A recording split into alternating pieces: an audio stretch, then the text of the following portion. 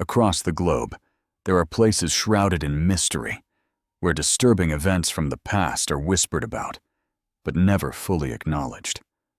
Locals avoid speaking of these locations, steeped in urban legends, rumored truths, and forgotten folklore, leaving behind only chilling stories and unanswered questions that persist through time.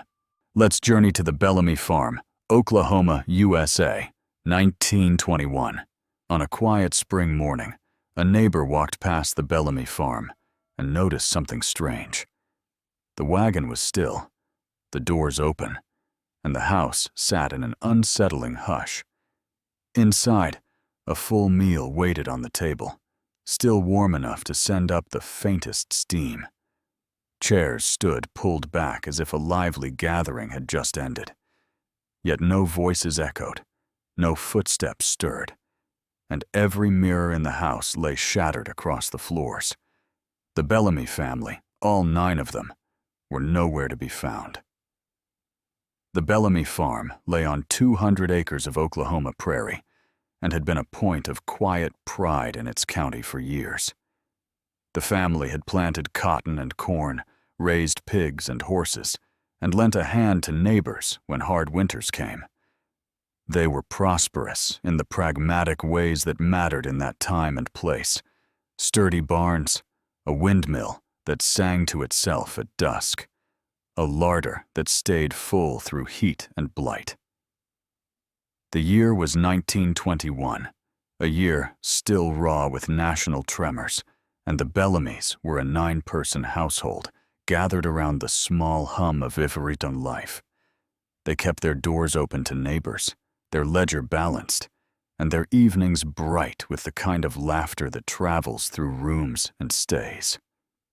Word spread fast when a boy called from the lane that the Bellamy gate was wide, as if left to invite strangers. A cluster of men and women came and pushed through the yard, where the grass had not been walked on for days. The kitchen door yielded to the smell of cooking and the sight of a table arranged for a feast. Plates waited under a soft sheen, bread lay halved, and a single chair had been pulled back as if someone had stood and simply not returned to sit. Steam lifted from an enamel pot, and the skin of the stew had a shimmer like a mirror. They checked rooms. Beds were made. A child's wooden horse rested at the foot of one bed.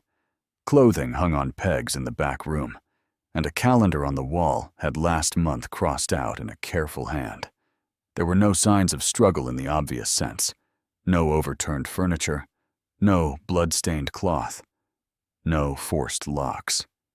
What drove the small crowd to silence was the house's mirrors, each and every one of them.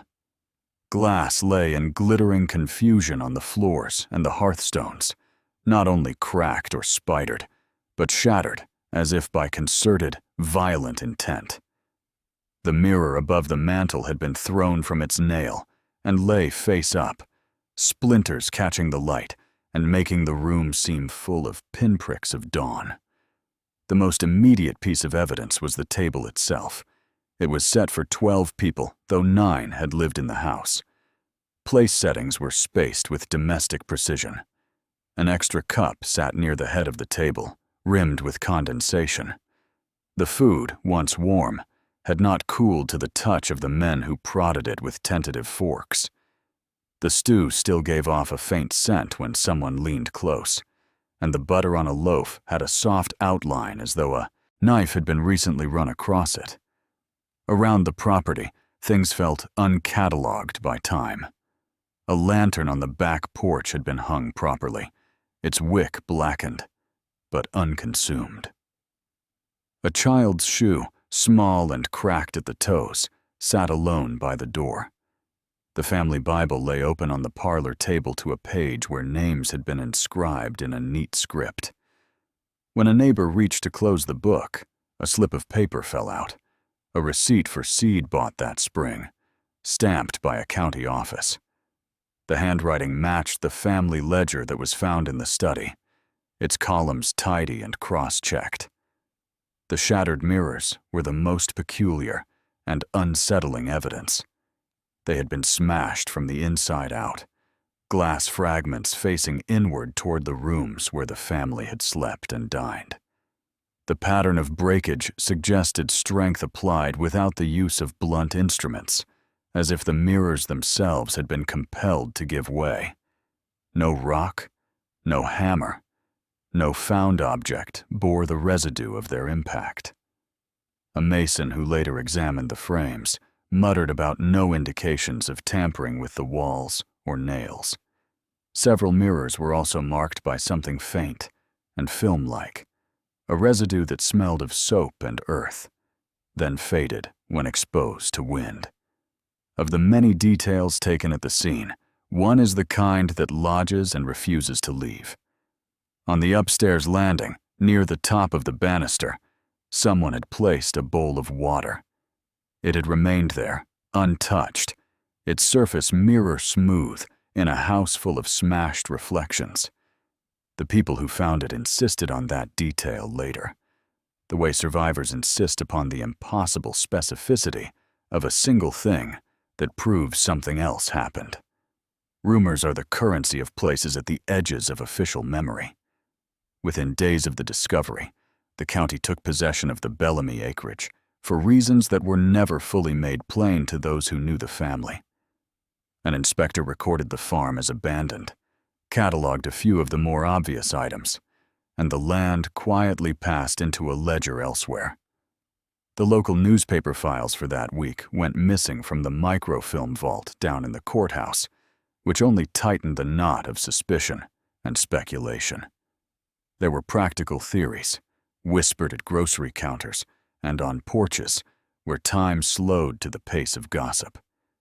Some argued that the Bellamys had been lured away by a traveling show or by a distant relative with news, that a sudden opportunity had required haste, and that shame or fear had kept neighbors from asking after their departure. Others suspected a private quarrel, a scheme of debt collectors and promises that failed, or a move made in the middle of the night to escape a creditor and a mounting threat. Another set of theories spun from darker threads. In a time and place where prejudice could be a force as blunt as a storm, some believed neighbors with ill will had taken advantage of a family's prosperity. A few claimed to have seen men on the road that week who spoke in harsh voices and drove with a certainty that suggested premeditation. Those voices grew into tales of abduction and intimidation, of threats whispered under breath, and of a family too proud to bow. Then came the impossible explanations, the ones that neighborhood storytellers always reserve for the long nights. Some swore, with the half-ironical solemnity of those who prefer the comfort of pattern, that the mirrors themselves had been the culprit. They said the glass had shown something in the days before the disappearance, something the Bellamys would not keep inside their house. Mirrors, in those tellings, were not just glass, but a seam between what is and what might be. A neighbor who had once worked as a tinsmith said that mirrors can hold memories, and sometimes those memories demand payment. A quieter theory, held by the oldest residents, leaned on silence and civic neglect.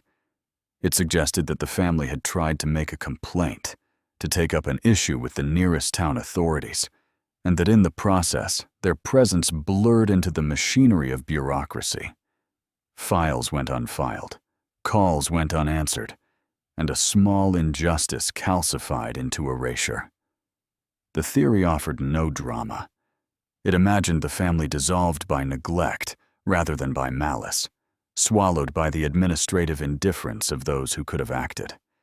Years later, passers-by would still pause at the low stone marker the county left by the lane, a modest plaque that named the farm, but not the people who kept it.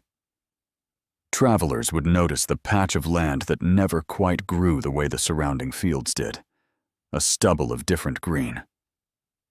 Though soil remembered better than people do, the question that threaded through every telling was simple and relentless.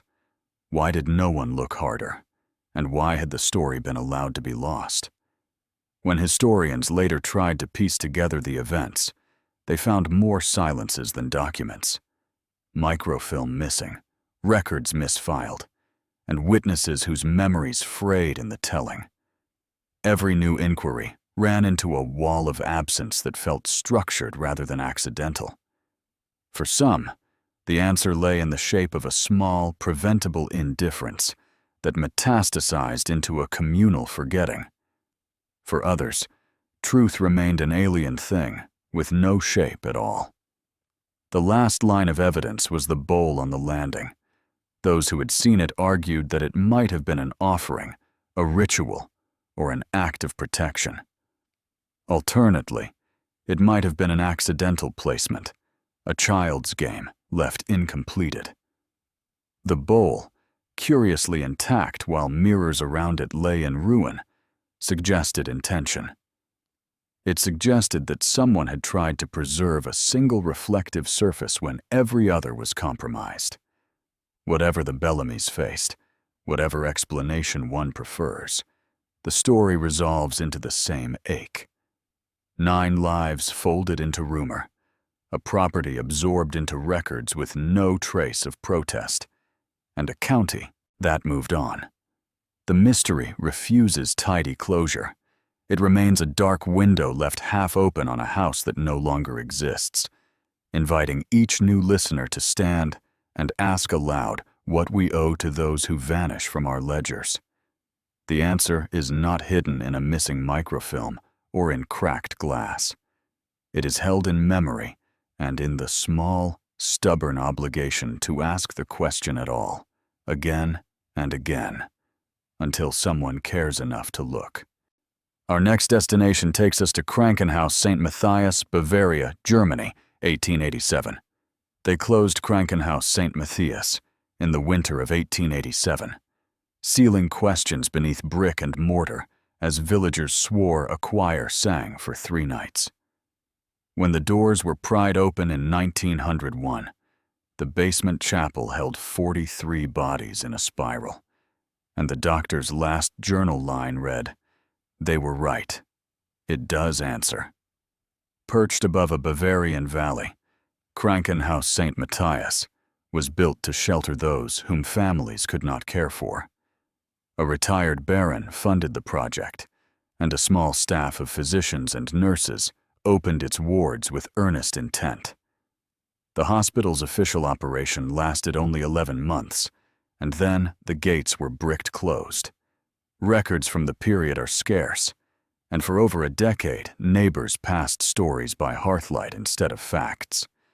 In 1901, administrative change prompted a property inspection.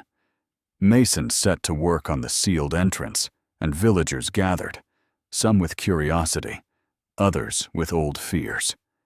When mortar was chiseled away, a cold, incense-tinged air emerged, and men with lanterns stepped into corridors, left as if their occupants might return. Inspectors found patient charts on counters, beds neatly made, and an atmosphere of abandonment rather than violence. In the basement chapel, they found the spiral. 43 bodies lay arranged with a measured care, heads supported on folded cloths, some hands holding rosaries. There were no obvious wounds and no signs of forced entry. The arrangement felt intentional, like a congregation laid out for an event rather than the scene of a hurried concealment. Investigators cataloged 3 strands of evidence. The physical evidence included the spiral itself and the personal items clasped by some of the bodies. Clothing and name tags identified a mix of patients and staff. The sanitary condition of the wards suggested life had continued until an abrupt end, not a long, neglected decline. Documentary evidence centered on the presiding doctor's journal and several surviving ledgers. Clinical notes recorded unconventional treatments and late-night sessions where staff tracked responses to repeated tones. Entries listed times, durations, and participants. Language shifted from clinical detail to a more urgent reflective tone as the pages progressed. The final sentence, terse and unresolved, declared, "They were right. It does answer." Third were the villagers' testimonies. For 3 nights after the sealing, multiple independent witnesses reported a choir coming from within the closed building. Descriptions matched in tone and cadence. Some listeners found it soothing, others unsettling. A recurring sensory detail was the smell of incense and a faint sweetness, which several residents remembered distinctly. Contemporary forensic methods could not corroborate auditory claims, leaving sound and scent in the realm of human testimony. Private impressions from those who opened the building diverged from official reports. The inspector's formal notes stayed procedural, but a mason confided to his family that the spiral felt like a message. A junior physician admitted privately that the lack of visible trauma unsettled him more than a violent scene would have. Those private reactions threaded the event into local memory in a way dry forms could not. Explanations multiplied and aligned with the teller's temperament. Medical hypotheses suggested contagion or an accidental toxin. In an era when hospital care sometimes involved experimental sedatives and unregulated compounds, an accidental poisoning or a rapid physiological collapse could produce many deaths without dramatic outward signs. Some researchers proposed that a novel treatment, chemical, sensory, or both, had an unforeseen, fatal interaction. Religious and ritual interpretations read the spiral as deliberate worship. The journal's mentions of persistent tones and private gatherings fed rumors that staff experimented with chants or sound sequences drawn from older liturgies. In this reading, the spiral was a reverent arrangement, performed by people who believed they had reached an answer through a combination of ritual and method. Psychological theories emphasized suggestion and synchronized behavior. If staff and patients adopted rhythmic practices to soothe distress, those practices might harden into ritual. Repeated exposure to chanting could later be remembered by villagers as a choir issuing from closed walls. Memory and longing can transform ordinary sounds into the conviction of the miraculous. Conspiratorial accounts pointed to motive and concealment. Some suggested that the hospital's patron, or staff, chose immurement to avoid scandal, assembling rumors of failed experiments and the desire to hide uncomfortable results. These narratives lean on suspicion rather than hard proof, yet they persist because motive fills the gaps that evidence leaves open. The case pivots on the doctor's final line. What did he mean by, "It does answer"? Was it triumph, a note of vindication that a theory had borne fruit? Or was it an admission of regret, that an inquiry had returned something beyond control? The spiral can be read as altar and as grave, a pattern of petition and a record of consequence. Within earlier pages, the doctor described small trials, noting that certain sustained tones seemed to calm patients and produce observable changes. He recorded nights when staff sat in the chapel until dawn, comparing notes and describing an atmosphere that blurred observation with devotion. That mix of method and meaning is the human center of the story.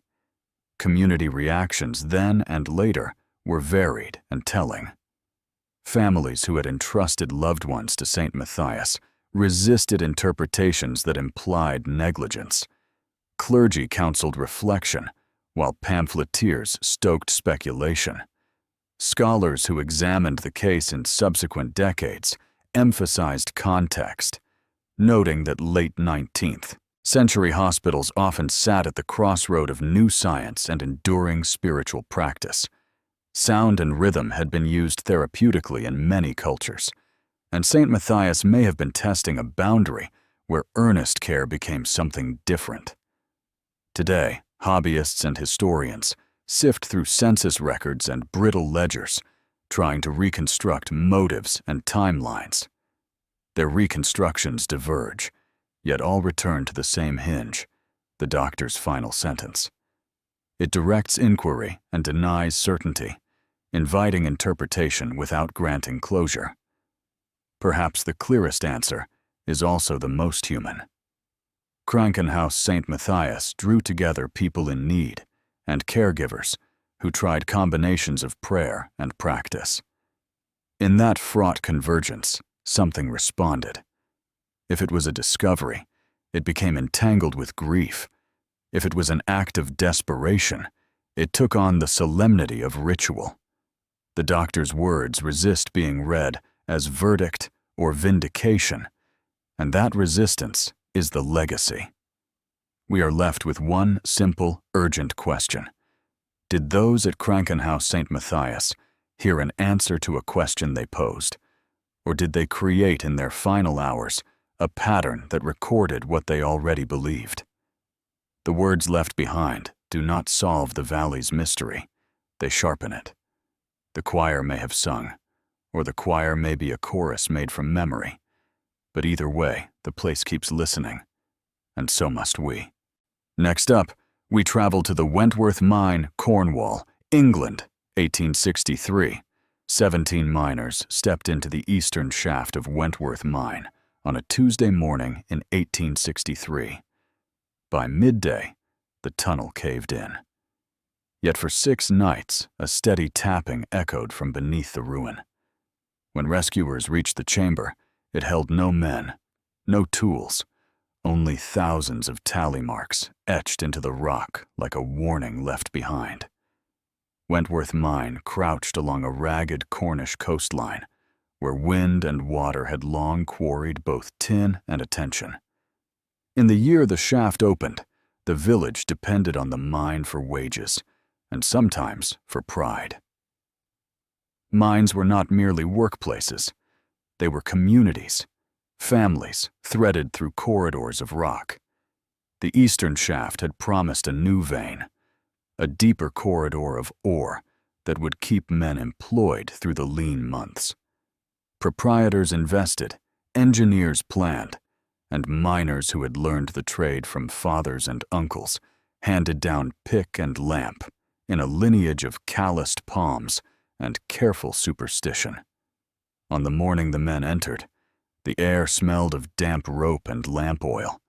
They were seasoned at the work, foremen who read stress in timber, drillers who knew the feel of promising seams, and ropemen who trusted knots and timing. The shaft was new enough to carry hope and old enough to hold habit. None imagined an absence that would not simply be death, but a disappearance that would ripple through the town for generations. Rescue began as routine urgency. When the eastern shaft collapsed at noon, supervisors and neighbors heaved and chiseled through the broken timbers and stone with the same crude tools miners used underground. Men and boys formed shifts, hauling soil and timber away with shovels and barrows, while the parish bell tolled a note of prayer and alarm. On the second day, a faint sound reached them, a tapping, deliberate and rhythmic, as if someone struck a pipe or tapped on a bucket. The sound was small at first, then stubborn, a metronome under the rubble. It came from somewhere distant, from depths the rescuers had not yet cleared. They marked the hours, called out names, and replied with blows on tools where they could. For 6 days the tapping persisted, sometimes near noon, sometimes in the dark watches of morning. It sustained hope. It became proof to those whose hands were raw and whose faces were streaked with dust that someone had survived the collapse.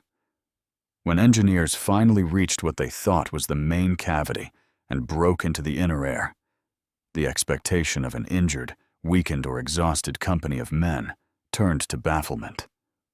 There were no bodies. There were no lanterns, no picks, no ropes, no boots left behind. The shaft was empty in the sense of human absence, but the walls were anything but blank. Every inch of exposed rock was scratched with tally marks. Hundreds bled into thousands, and then into an ocean of scratches that filled alcoves, lined timbers, and met at intersections.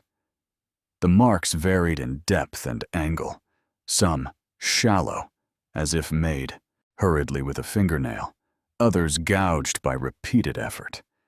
They ran in columns and spirals, in rows that marched over surfaces like the teeth of a clock. In places the markings layered upon one another until the stone looked like a manuscript written in a frantic hand. Tool marks suggested that the tallying had been done with diverse implements. Some notches matched the width of chisel blades. Others could have been made by a pocket knife or even a nail. A few small stones lay nearby with fresh fractures, as though they had been used and discarded. There were no signs of a struggle, no pooling of blood to hint at a violent end, and no personal effects left in pockets or on ledges. The miners' boots and lamps were gone as cleanly as if they had been picked up and carried away. Witness statements complicated the picture. Those who had heard the tapping described variations in tempo and pitch. Some insisted the rhythm matched a system of counts, switching from 3s to 4s, from slow to hurried. A woman who had lost a son said she felt the pattern in the way her heart remembered the cadence of men calling shift. The mine owner's ledger showed payments for new ropes and lantern oil that vanished without explanation. The proprietor later arranged generous compensations for each family, and then, abruptly, left England. The ledger itself became part of the archive. Entries for wages suspended the week of the collapse, receipts for tools with no matching inventory, and a final page with a terse notation about accounts squared and families satisfied. That last entry would ripple outward, fed by rumor and by the mine owner's departure. Local interpretation followed familiar contours: pragmatic, religious, conspiratorial, and literary. One medical theory posited a noxious pocket released by the collapse, a gas that could disorient or render men unconscious. In cramped spaces, such releases are deadly without warning, and the absence of bodies might be explained if men wandered into fissures or were smothered in voids inaccessible to the rescuers. However, the tally marks do not fit an image of men overcome and unconscious. Another hypothesis leaned on the human capacity for order under duress. If the survivors found themselves trapped in shifting chambers, they might have counted days, rationed provisions, and recorded time the only way available. Tally marks serve as calendars and companions alike. But the scratches spread across spaces that would have required leaving a small group alone to cut and repeat, which suggests either coordination or movement that the rescue teams did not detect. A third possibility considered ritual and communicative intent. Tally marks carry meaning beyond arithmetic. They can map, code, or mark territory. The miners might have used their scratches to convey messages, to map tunnels, to mark the progress of air, or to leave a record of passage. Some commentators proposed that the marks were an internal language developed by men who spent their lives in darkness to track labor, debts, and kin. The tapping could have been a signaling method, a way to coordinate attempts to free a trapped party. Conspiracy and commerce mingled in other accounts. The owner's swift payments and sudden departure lent fuel to accusations that he knew more than he disclosed. Did he pay to silence scandal? Did he extract a bargain that would allow the mine to continue under new management without the stain of inquiry? Such theories are often driven by motive as much as by evidence, and in this case, motive and absence provided fertile ground. A more spectral strain of explanation entered the folklore. In coastal Cornwall, Sea and earth are intimate neighbors. Tales of miners hearing oceanic voices or finding marks that counted the days until some tide returned are part of a longer seafaring imagination. The tally marks, in this light, were not just measures of time, but offerings to unknown depths, a language scratched by hands that had met the subterranean world and been changed. The questions left behind are precise and patient. Why did the men vanish from the shaft with no trace of their gear? What did the tally marks mean to those who made them?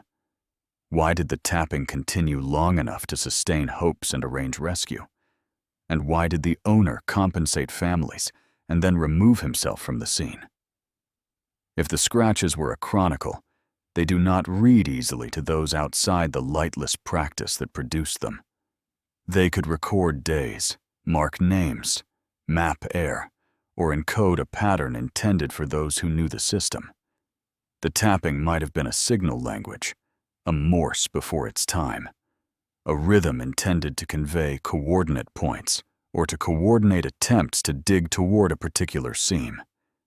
The absence of tools suggests the miners left of their own accord, perhaps drawn by a route none recognized, or perhaps taken by an impulse to move in a single direction that left no innovatorship. Practical answers matter. A dangerous release of gas, an uncharted void, or structural failure remain plausible explanations that do not require metaphysical scaffolding. The owner's payments could reflect liability and guilt, or a legal effort to settle claims quietly. But the scratches resist a wholly mundane resolution because they are so clearly intentional, repeated, and ubiquitous. Perhaps the point is not to find a single final cause, but to hold the scene as an index of human response to unknown danger. Faced with a collapse of earth and certainty, the miners made marks to assert existence. They tapped to say they were there, to ask for rescue, or to keep count of breath and time. The tally marks became a language of persistence more than a ledger of loss. In the years that followed, the mine closed and then reopened, in name, but not in spirit. Tourists and scholars come to the site with lanterns and notebooks, feeling the weathered stone and tracing shallow notches with gloved fingers. Modern analysis reads patterns and makes charts, yet the essential human act remains stubborn. Someone counted, someone communicated, and someone listened long enough to believe the tapping was an answer. The enduring question lingers like a sound beneath rubble. Did 17 men find a way out and vanish into some other route, leaving behind only their record of time? Did they perish in a place the rescuers could not reach, tallying their days as they waited? Or did they make a different choice, one bound to the repertoire of men who worked under the earth and learned to talk to the dark? The tally marks do not tell us which. They only show that in a world of coal and salt and wind, humans will mark that they were here, and that their marks will ask the living to listen. Let's explore the mysterious Pensionnat Sainte-Cécile, Lyon, France, 1793. Pensionnat Sainte-Cécile shut its gates in the upheaval of 1793, and the town said the girls were relocated. That was not what the courtyard showed. When soldiers finally forced the chapel door, the yard held 31 small coffins, each with a name carved inside the lid, and no one to claim them. Pensionnat Sainte-Cécile sat on a narrow street of Lyon, a pale building whose windows faced the river. It was a place of ordered hours, needlework, and lessons in deportment, where daughters of merchants and minor nobility learned prayers and letters under the watchful eye of a headmistress noted for strict routines and a private devotion. The revolution uprooted many such routines. Rumors came in flurries, then in gusts, until one morning the convent gates were bolted from within and the shutters stayed closed. Official paperwork later recorded that the students had been relocated to safer houses. The neighbors, however, remembered a different closing. A 3-day lockdown after a girl had fled the chapel, her dress torn and her eyes wide with a terror she could not or would not explain. The town had kept 2 registers, one of routine, one of rumor. The routine register recorded dates and signatures. The rumor register kept pace with whispered details that never made it into ledgers. Among the latter was the name of the girl who first raised the alarm. She was not named in any official account, and in the years that followed, the story softened into a caution told to children about speaking before knowing. The revolution was noisy and dangerous, and silence was often a prudent policy.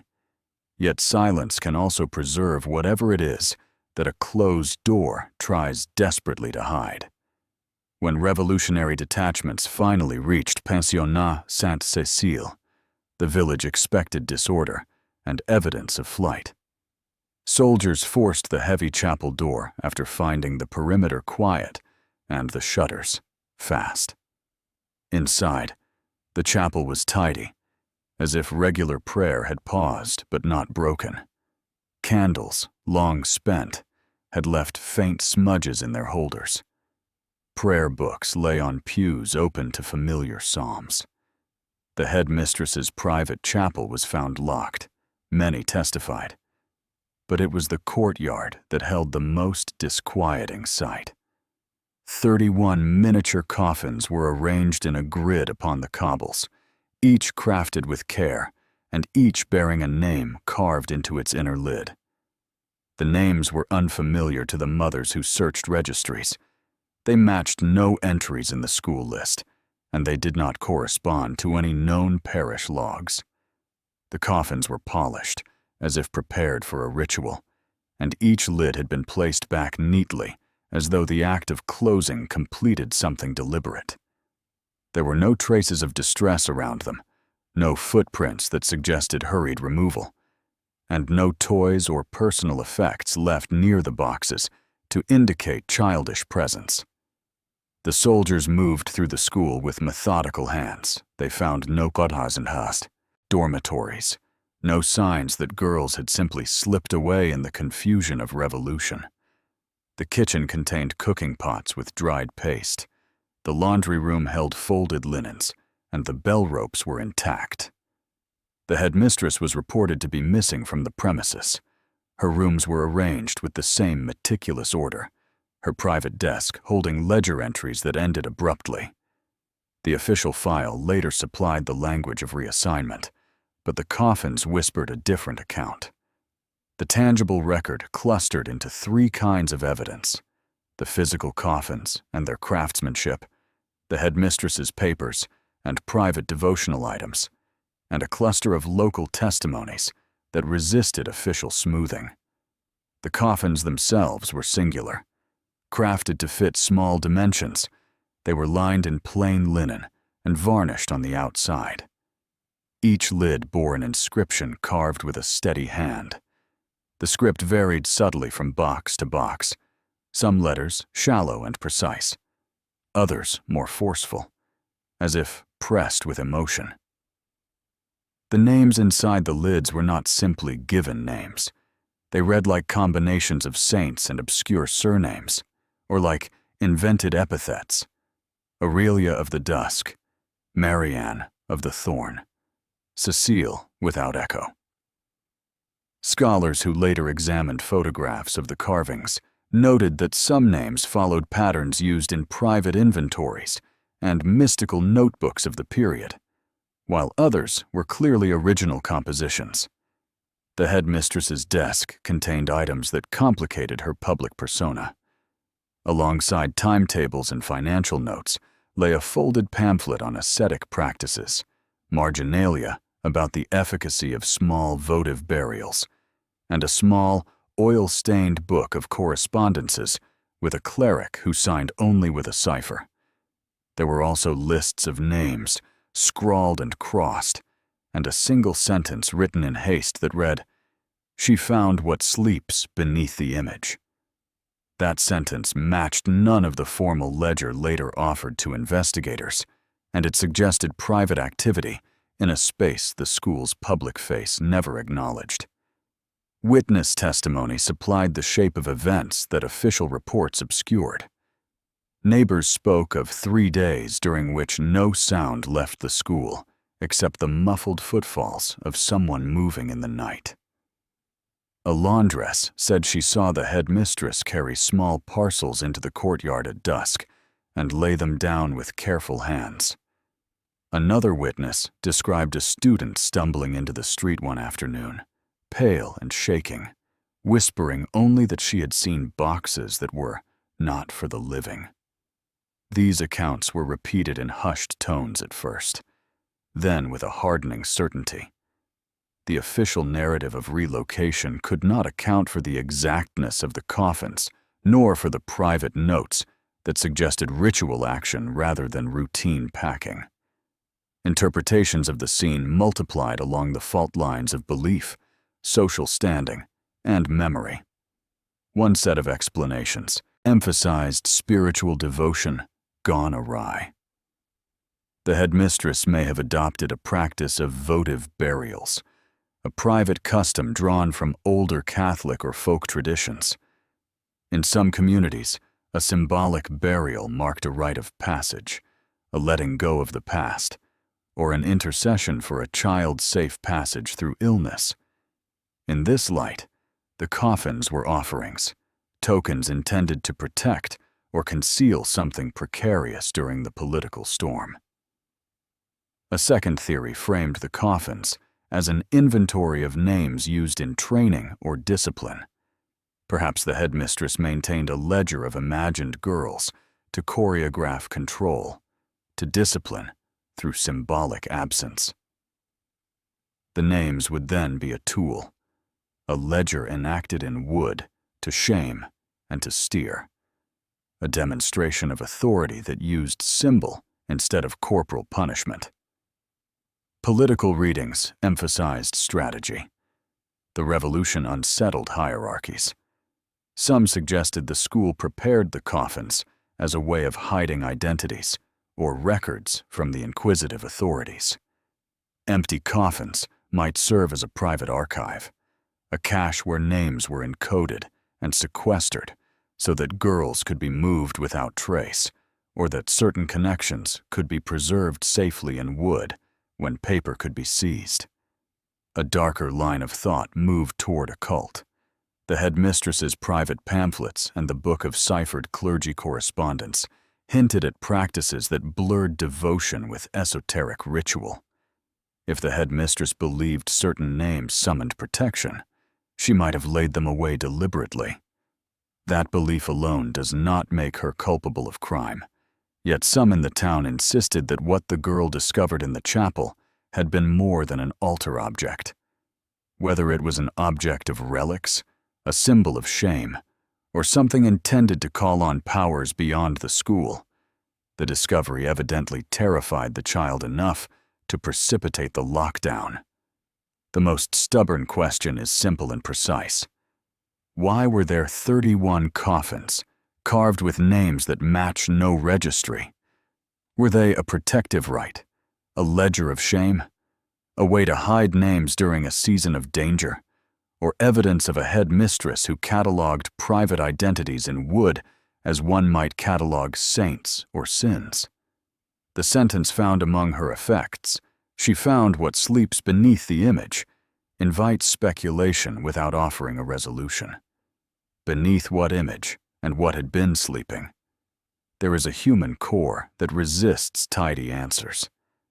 The girls who lived those last days carried fears and confidences unknown to census takers and investigators. One child fled the chapel with a secret so heavy her voice broke. The headmistress, whether tender or controlling, held a private practice that her public role did not reveal.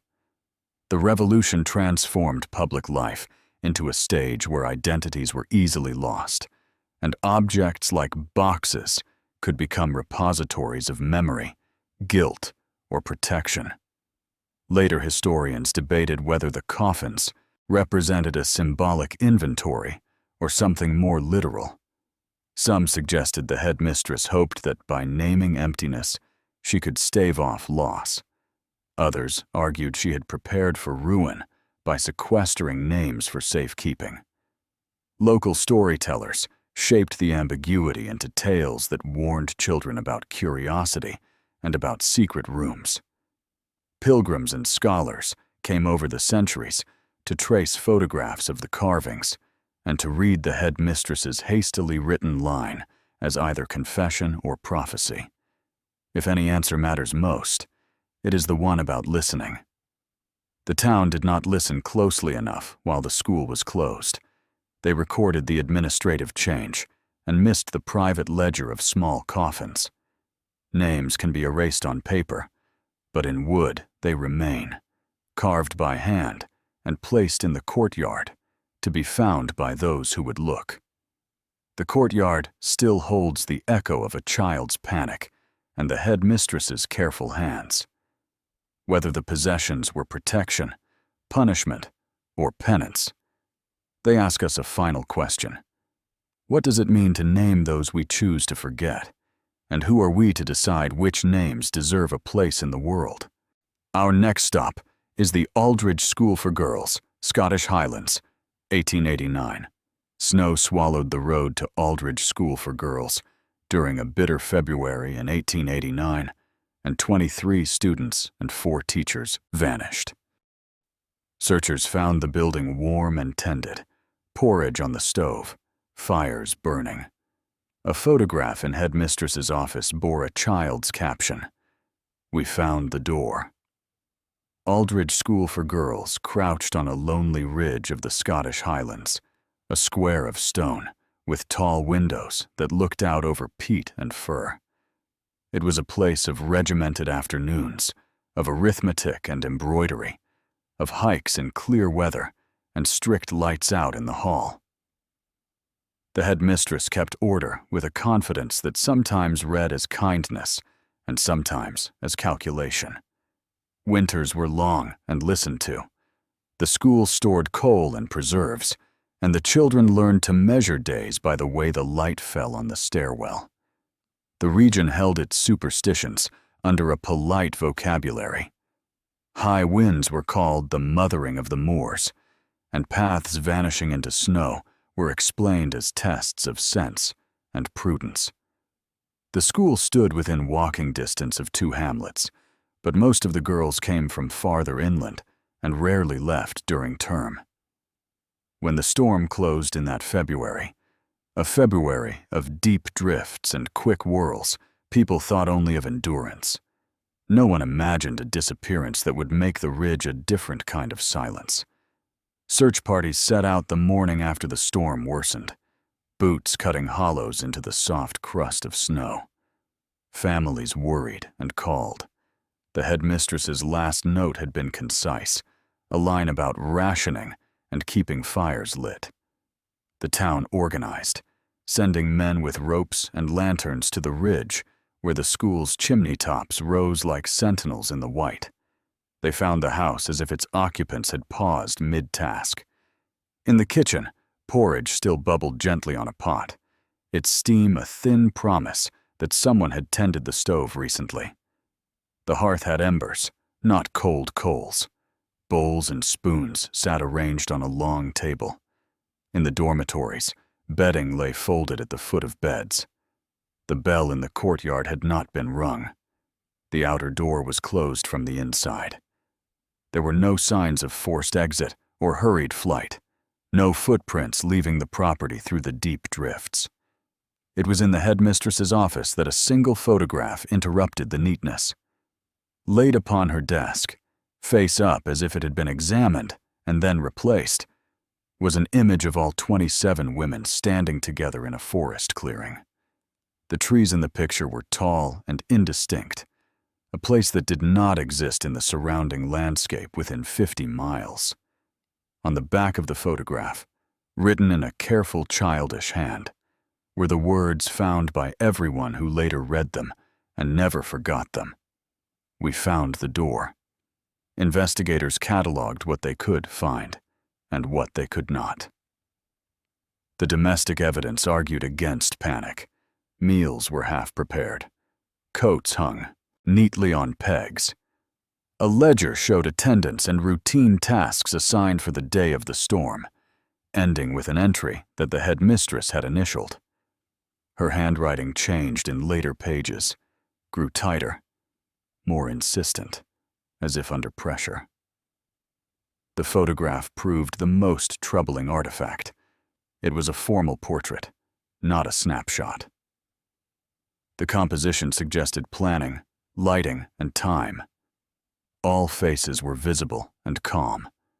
No one in the image appeared afraid. The setting did not match local groves or plantations. Photographic analysis by later examiners found the paper and process consistent with the period, with a margin of error that suggested authenticity rather than forgery. Whoever had placed the photograph in the office wanted it found, or had wanted to remember it, in a place where one might sit and brood. Witness testimony supplied fragments that resisted neat assembly. A shepherd passing the moor reported seeing a group in cloaks moving in the distance on the day of the storm, though he could not say whether they were children. A postman remembered delivering a parcel to the school the morning before, a parcel that contained, by testimony, a sealed wooden box. A maid from a neighboring house said she glimpsed the headmistress stepping into the snow with a lantern late in the afternoon, returning with a small, deliberate gait and no visible burden. There were also silences that weighed on investigators. No footprints led from the school into the tracks of the hamlet below. No torn fabric or dropped gloves lay within the drifts. Dogs did not bark at some passing disturbance. The most unsettling evidence was absence itself, the steadiness of a household prepared, and a photograph that pointed elsewhere. Speculation ranged across practical explanations, devotional rites, and the uncanny. One practical theory supposed a sudden decision to evacuate along a known but rarely used route. The headmistress may have led her charges away to a safe shelter, the way village guides sometimes showed hidden passes.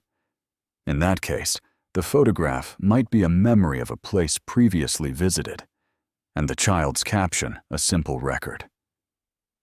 But this explanation struggled against the consistent lack of tracks and the deliberate order left inside.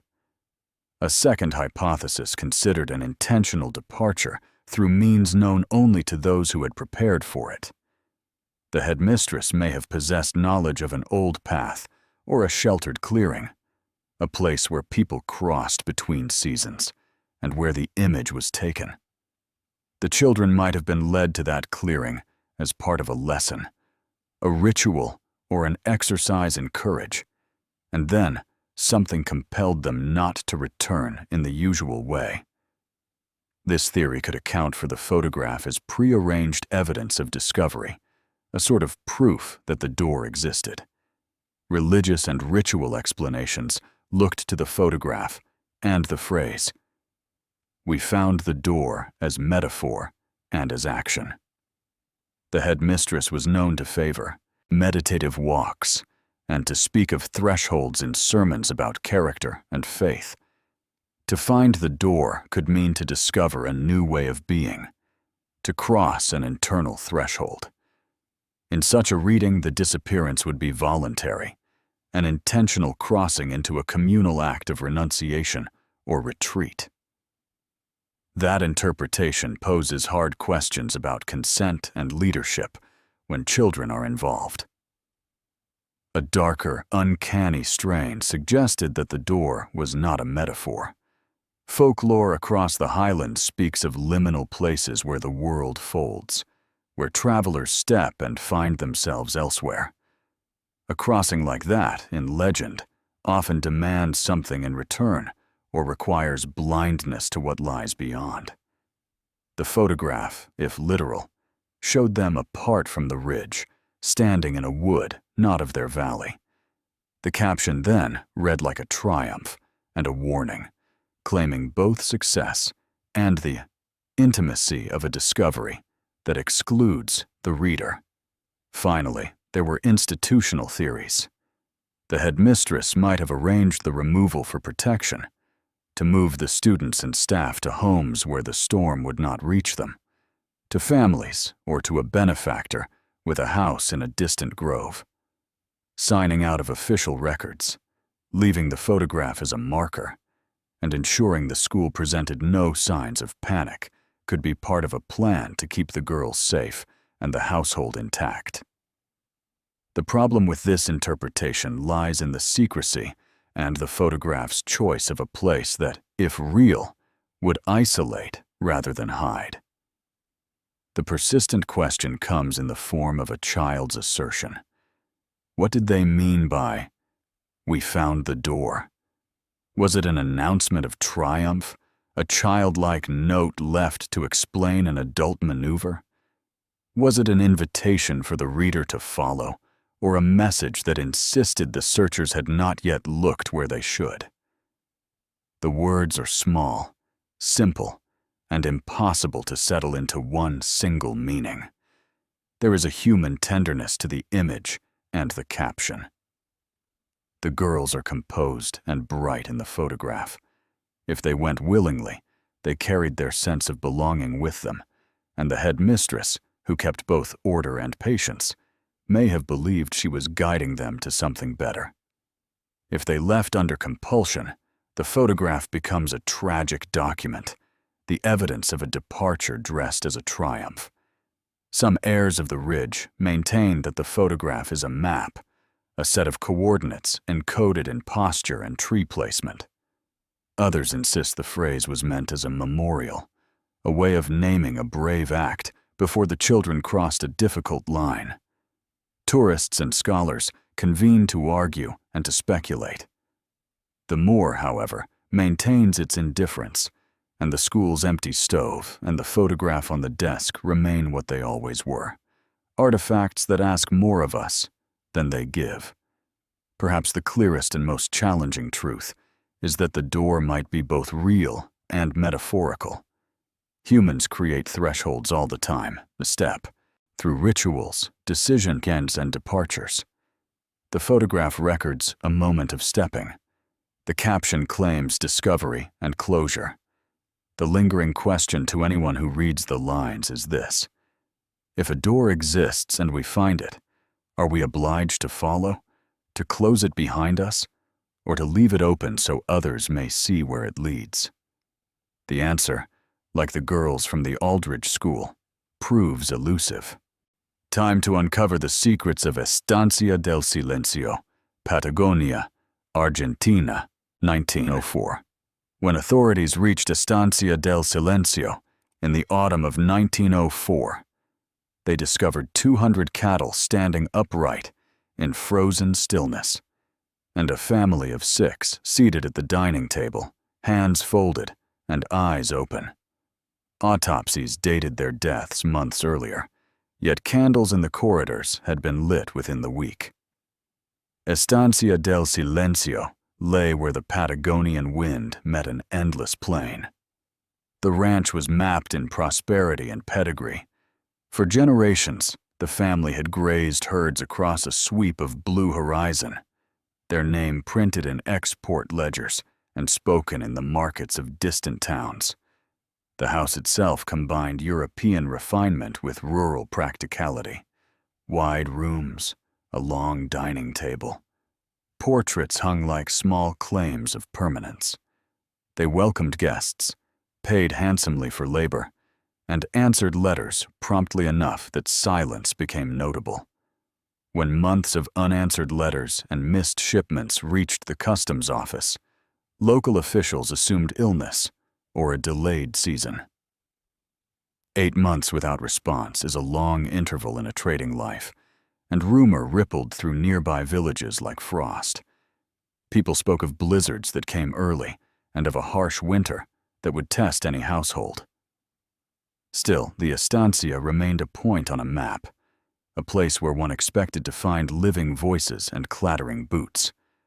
What arrived instead altered how people in the valley measured absence.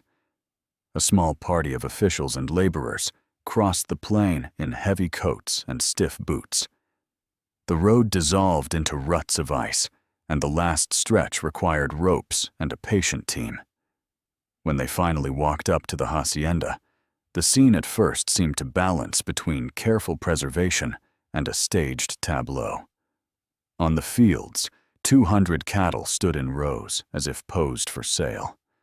Frost coated their hides, and breath steamed faintly in the thin morning light. They were upright and unfallen, their hooves planted as if the earth itself had decided to hold them vertical. Closer inspection showed rigor that suggested death rather than stupor.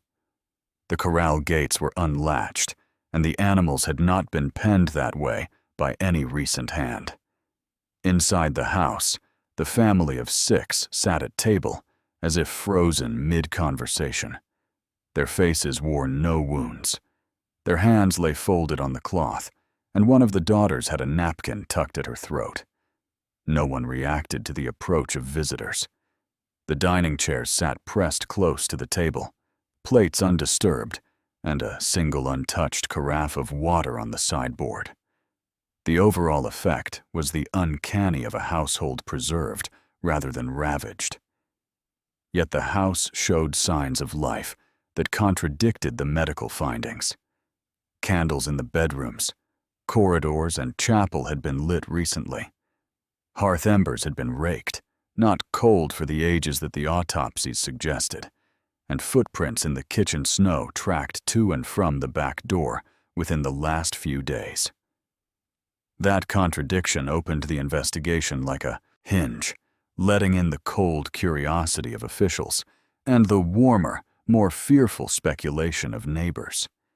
The investigation assembled 3 kinds of material: the bodies and their condition, the state of the livestock, and the domestic traces that hinted at recent human activity.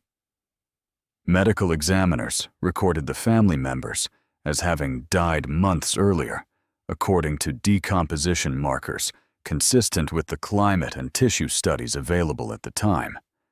There were no outward signs of violence. Food in the pantry spoiled to a point that matched the medical timeline. Yet the lit candles could not be reconciled with the estimated time of death. Forensic notes mentioned soot patterns on ceilings, and the even burn of wax that implied tending rather than accidental ignition. The cattle presented a singular oddity. 200 animals, scattered across the fields, stood erect with frozen musculature. In colder terrains, carcasses can remain upright for short spans if supported by snowdrifts or if they fell against one another. Here the ground was firm, and the animals were spaced as if they had remained standing alone. Internal examination revealed that they had ceased biological function months prior, in a manner consistent with the family's time of death. There were no injuries, and no signs that the herd had been driven into some natural trap. Domestic traces complicated the chronology. Candles had been placed along stairways and in bedrooms in patterns that suggested a route had been mapped through the house. A small dog had its bed arranged neatly with an indentation from recent use. The carriage had been groomed and the tack cleaned. A ledger showed outgoing correspondence ceased 8 months earlier until a single short note arrived 3 weeks before the search party, a note addressed in the mother's hand, but unsigned and without message, merely a mark that read, "We are here." Meals were prepared, but left unconsumed. A calendar on the wall had pages torn off up to the month of the investigation, as if someone had once kept strict count. Finally, neighbors testified to peculiarities. A herdsman said he saw a family member walking toward the creek late in the month before the search, alone and carrying a lantern. Another villager reported that lantern light flickered in the courtyard one morning the week before. though no one could say who tended the candles. The multiplicity of small, inconsistent signs made the estate feel like a stage both tended and abandoned, a place where acts had been performed long enough ago to leave mark and recent enough to leave fresh trace. Explanations grew from three fertile soils: environmental catastrophe, ritual action, and a human performance designed to deceive. The environmental explanation held that an exotic bloom of a toxic agent or a sudden weather event incapacitated the family and the herd simultaneously. In regions remote and wild, pockets of dangerous fungi or gases can cause rapid death with few external marks. Yet practical scientists pointed out that animals and humans react differently to such exposures. Findings that both groups succumbed in consistent time frames and left no nearby survivors who claimed knowledge made this account incomplete.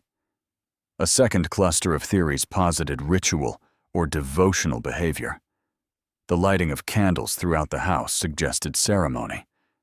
Some thought the family prepared for a veneration or an offering to nature taken to an extreme, believing that sitting together in meditative resolve could guard against the long winter. In such a scenario, the family might have chosen to remain at table as an act of communal closure, and the cattle might have been arranged to mirror the human naming of animals as part of an ancestral vow. This reading leans into the symbolic and is uncomfortable because it treats presumed consent and spiritual conviction as possible motives for an act that resulted in death. A third, darker set of hypotheses suggested deliberate staging. The meticulous grooming of tack and the careful placement of candles might indicate someone else had maintained the house after the family died. The ledger's cryptic mark, "We are here," could be an attempt by a surviving agent to keep rumors at bay while arranging an estate settlement. That someone might have tended the candles to create illusion, to deter robbers, or to send a message to creditors. The owner leaving the region in haste and selling stock quietly would fit a narrative of concealment.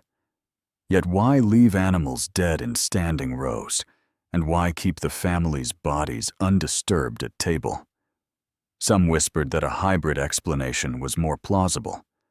A sudden threat may have rendered the family immobile, and then others, with knowledge of the property and a motive to protect value or to perform a ritual, entered later and tended candles and hearth.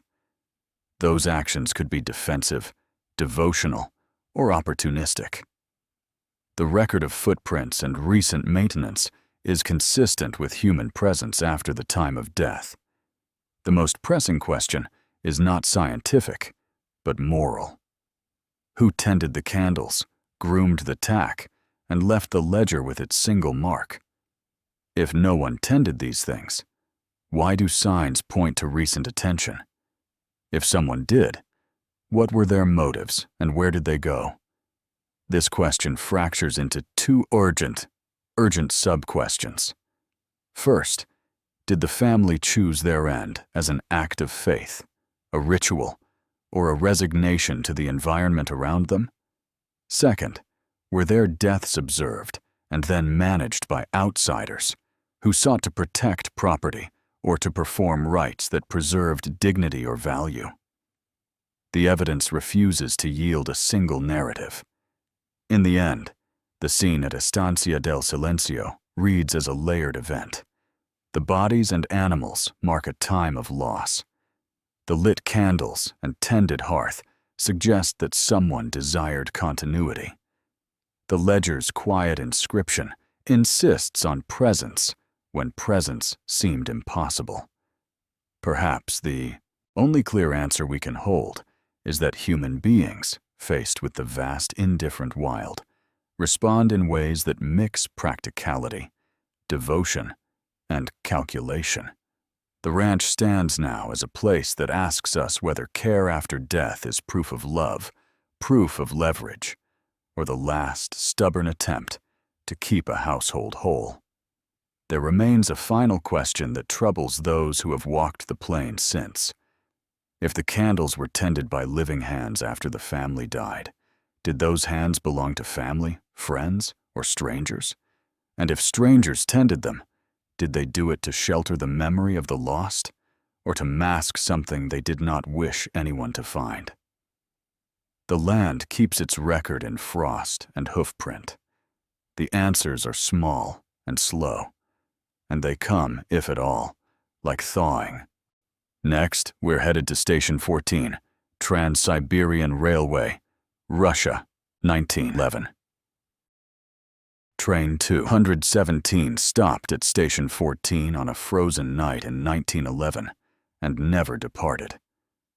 2 days later, rescuers boarded to find 156 passengers and crew seated, faces fixed in unnatural smiles. The station log noted arrival. Its final page held a crude drawing. Station 14 sat where the tracks threaded a thin, woodless plain, a solitary refueling stop in a region where the telegraph line breathed only once a day. The Trans-Siberian line had been built to stitch vast distances into a single route, and Station 14 existed to steady that seam. It had a single platform, a small waiting room, a wood stove, and a lantern that blinked like a slow eye at night. The men who ran it kept the log, tended the fuel, and signed for arrivals with a measured hand. At the turn of 1911, the Imperial Railway still carried ministers, merchants, and peasants alike, each journey a quiet surrender to distance and the weather that could both delay and erect. Train 217 was an ordinary service that morning.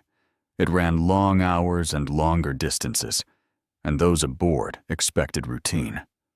The brief hiss of steam, the clank of couplings, the whistle that called the platform to attention. The line was a thread of human business and unapologetic solitude. Travelers had stories, letters, and small packages. Crew members measured time in stations and consumed it in black tea. No single arrival at Station 14 should have been more noteworthy than any other, except that on that night, the ordinary tilt of events bent into something the log keeper could not put into words. The next scheduled train arrived 2 days after Train 217 had halted. It pulled into the little platform and stopped with a sigh.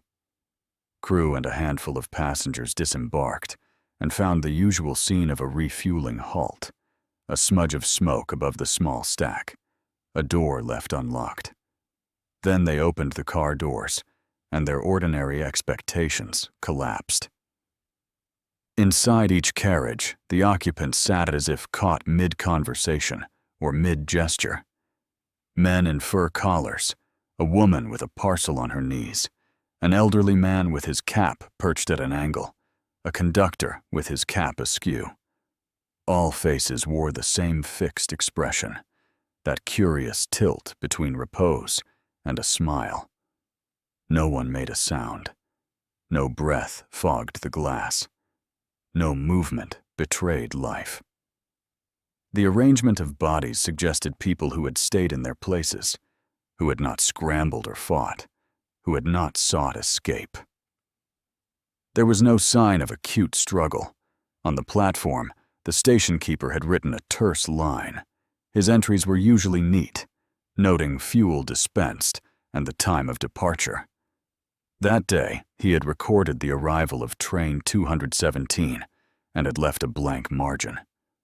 On the last page of the ledger, someone had drawn a long figure in crude strokes, a tall shadow that filled the doorway of the waiting room. The drawing had no caption. The men who found the carriages looked at the station keeper and then at one another. A telegram was sent. Imperial officials were summoned. Men who did not pretend to superstition felt the hair rise at their necks. Investigators arrived with practical instruments and sober faces. They examined the carriages, tested for carbon monoxide, and other obvious causes of mass incapacitation, and recorded what they could with the clinical attention of men trained to convert mystery into reportable data. The immediate and most visible evidence resisted tidy explanation. Medical officers pronounced the passengers dead. Rigor mortis and other signs were consistent with death having occurred roughly around the time the train had stopped. There were no marks of violence, no signs of poisoning that contemporary tests could confirm, and no external wounds. The smiles were described in official language as fixed musculature, a state some examiners called post-mortem contraction. But the repetition across so many faces made the description feel thin and inadequate. Inside the station house, the keeper's log received the closest scrutiny. The arrival time was circled. An earlier entry recorded a telegraph from the previous station, noting a minor delay due to ice. The final page, where the crude, tall figure was drawn, carried the smudge of a hand. The drawing itself was unsettling in its simplicity, a tall, thin shape standing in a doorway, like a shadow that had been made into line. No name, no note, no exclamation, only the image. Witness testimony added texture that reports could not quantify. The engineer of Train 217 had signed his name in the report and said that the train had come to a routine stop, that steam had been taken on, water checked, and that passengers had been given the usual minute to stretch and smoke. He said he had spoken to the station keeper, who had nodded and pointed to the stove. The last person to see the passengers alive, the engineer insisted, had found them in good humor and had waved the train on, but for reasons he could not explain, had not. A platform boy recalled a distant sound the night Train 217 halted, like the music of a harmonium for a moment, and then silence. That testimony spread through official circles as gossip does, sharpening into fear in private rooms. Interpretations branched rapidly. Practical men suggested technical failure and tragic coincidence. A slow leak of an invisible gas could explain loss of life without visible wound. In winter, when trains breathed and warmed, a fault in the heating system might have allowed a concentration of exhaust to settle. This account had the advantage of mechanism and did not demand anything beyond the material world. Yet investigators found no clear evidence of such a leak, and the heating compartments in each carriage showed no damage or clogging that matched the scale of the event. Another hypothesis proposed human action. Sabotage, mass suicide, or coerced ritual were floated in low voices. Sabotage required motive and an agent.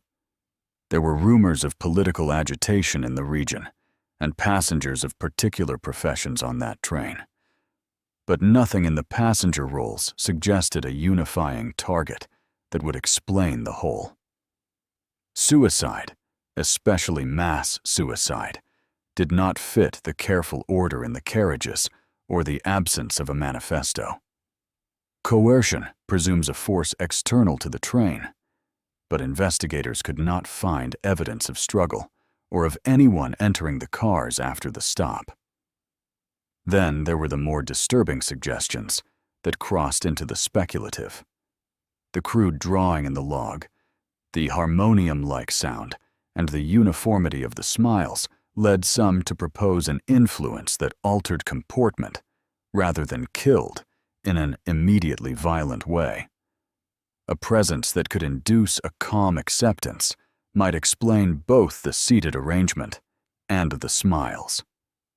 In certain corners of conversation, this presence took the name of a thing between shadow and shape, an entity that could command attention and stillness. Those who favored rational accounts dismissed such talk as superstition.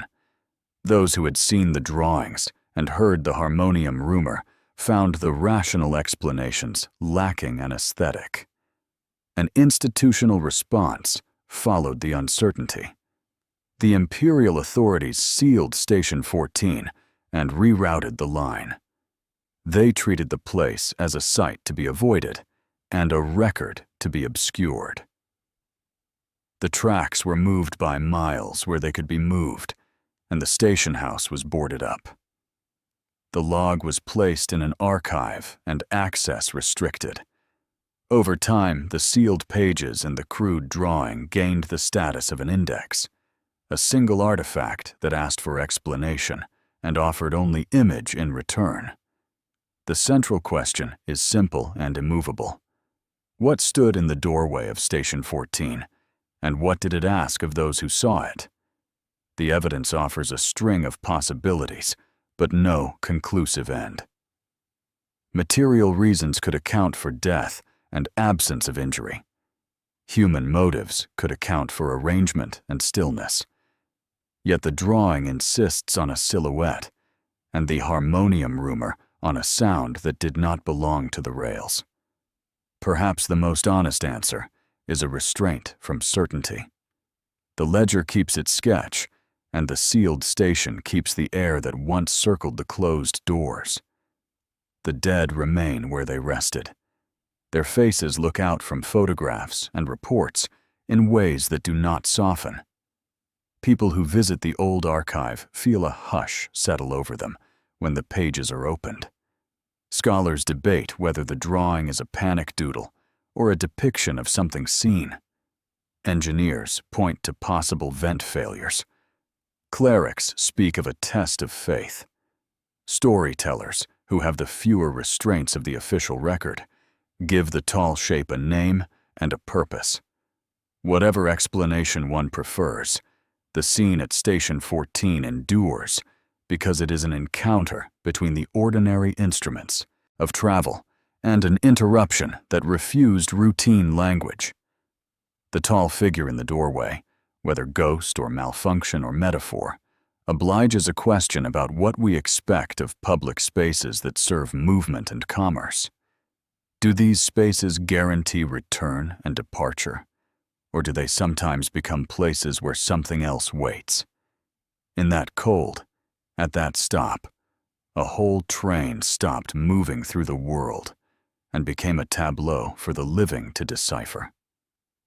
The log remains, its last page folded into the archives, its crude drawing a small, stubborn fossil of uncertainty. The question it leaves is not only what stood in the doorway, but whether we will accept explanation that fits our comfort, or whether we will keep looking for a meaning that fits the eyes of those who sat smiling in their seats. Our next location is the Okonkwo Compound, British Nigeria, 1908. At the Okonkwo Compound in British Nigeria in 1908, 34 people were found kneeling in the courtyard, faces bowed toward an empty chair and an upturned mirror. They were dead and silent, and the patriarch who should have sat in that chair was altogether gone without trace. The Okonkwo family were not merely merchants, they were a local institution.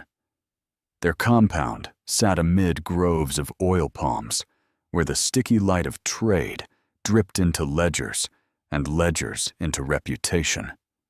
They dealt in palm oil and credit, in the navigation of both local custom and colonial regulation. And guests came to their courtyard to be measured by the smoothness of their accounts. In the season before the silence descended, there had been talk of expansion, of steamier markets abroad, and of new contacts with traders who sailed from the coast. The patriarch managed relationships with a practiced eye, smoothing disputes and attending to obligations that sometimes crossed language and law. British officers in the district knew the name Okonkwo, as did rivals who watched contracts as if they were threats. Life at the compound combined the ordinary, the profitable, and the rituals that held a household together. Evening prayers, shared meals, petitions to ancestors, and the small private ceremonies that families keep for their own. When word reached the district that the compound would not answer letters, a courier first thought delay, and then, as weeks lengthened, grew concerned. The colonial presence treated silence as a practical problem. An inspector rode out to find a scene that was not merely the absence of noise, but the presence of a layout that looked rehearsed, a composition waiting for readers to decide its meaning. Officials came with a cautious curiosity that felt, in the field, much like fear. They arrived on a road flanked by palms, whose fronds clacked like a slow applause as wind moved through them. The main gate stood partly open. At a glance, the compound looked ordered, as if the household had been paused rather than abandoned. Mats lay in courtyards, cups were cleansed and stacked, and poultry scratched at the edges of cook fires that had long since cooled. The central courtyard was its own stage. 34 figures, arranged in rows facing inward, knelt upon woven mats. Each person's posture suggested a practiced stillness rather than sudden collapse. Hands rested upon thighs or were folded at the chest. Eyes were open. There were no outward injuries visible to the naked eye, no signs of scuffle, no overturned stools to suggest struggle. At the very center sat an empty chair, carved and polished, as if reserved for someone absent or elevated. Beside it lay a mirror set face upward, its glass catching the roof and a bit of sky, reflecting birds and a white cloud. The mirror looked placed, deliberate, rather than incidental. Searches of rooms produced objects arranged with an economy that felt intentional. Papers were stacked, spices were covered, and a ledger on the patriarch's desk ended mid-sentence. A small chest containing letters remained locked, its key absent. In the place where the patriarch's slippers should have rested there was only a single, faint trail of footprints leading to the courtyard gate and stopping. That ghost of steps suggested someone left, or was taken, and told a story within a story. 3 kinds of evidence guided the investigation: physical layout, material traces, and records both private and official. The physical layout was the simplest to report. The kneeling positions were uniform, rows concentric like a small chapel of palms. Clothing showed no dramatic wear or tear. No weapons lay about. The mirror in the center of the courtyard was free of dust, as if it had been recently polished, and its upward angle seemed to invite question more than answer. The empty chair was of the best make in the house, and bore a family crest carved into its back. Material traces complicated matters. A bowl of cassava porridge sat beside the hearth, cooled but not spoiled to the point expected after weeks in that climate. Footprints that circled the compound suggested movement by light sandals, not the heavy boots of strangers. The small servants' quarters held a pot which had been recently cleaned. A child's toy, a carved wooden animal, lay face down near the veranda, though no child's mark disturbed the sleeping mats. Soot on veranda posts suggested candles had been used in the nights before, their wax traces fresh in ways that conflicted with decomposition estimates. Records gave the external frame. Colonial officers took statements and wrote the formal line. Local colonial records succinctly listed the cause of death as fever. The district medical officer recorded notes that leaned on what was plausible for the time: endemic illnesses, the limits of sanitation, the fragility of human bodies under heat. He measured bodies with instruments and recorded temperatures in ways designed to convert chaos into cause. To his ledger, fever fit. To the families and rivals, the palmed ledger did not satisfy. Oral testimony added other threads. A neighbor told of seeing the patriarch speaking with a visiting trader The week before the silence. A rival claimed the man had been heard arguing over a boundary and the price of barrels. A young servant, who later swore she had hidden in the granary when officials first knocked, said she had glimpsed the patriarch at dusk leaving the courtyard alone, carrying a small box that glinted in the lantern light. Her testimony was nervous and fragmented, yet when collected with footprints and the empty chair, it acquired shape. Theories divided along lines of motive, nature, and ritual. The naturalist explanation was straightforward and appealed to statistical comfort. The palm oil regions carried fevers that came in waves, such as yellow fever and other febrile illnesses. A fast-moving contagion could sweep through a pombo compound in days, incapacitating whole households, particularly if that household lived in close quarters and shared water sources, in a place where colonial medicine was uneven and immunology primitive. Fever named a plausible agent. The presence of recent candle wax, the partial clearing of food, and the ledger entries could be explained by survivors attempting to care, or by some who succumbed later than others. But the empty chair and the mirror remain manan, but in this reading. Trade and rivalry offered motive for human intervention. The Okono family's success had made them targets. Could rivals have exerted pressure, abducted the patriarch, and left a tableau to frighten descendants away? The empty chair functions as both absence and accusation in this theory, an emblem of a missing head. If rivals sought to claim land, so goes this account, they might have staged a scene that discouraged settlement through rumor of curses or contagion. That rivals refused the land for generations supports the idea that social memory carried some other truth than mere disease. A ritual interpretation read the composition as deliberate, as a gathering in which participants took positions, perhaps as a protective ceremony turned fatal. In many local customs, mirror and chair have symbolic charge. Mirrors can reflect above and below. They can call attention upward toward the sky or to forces beyond, and chairs have been used in ritual seating of ancestors, perhaps a ceremony intended to secure blessing or bind a spirit.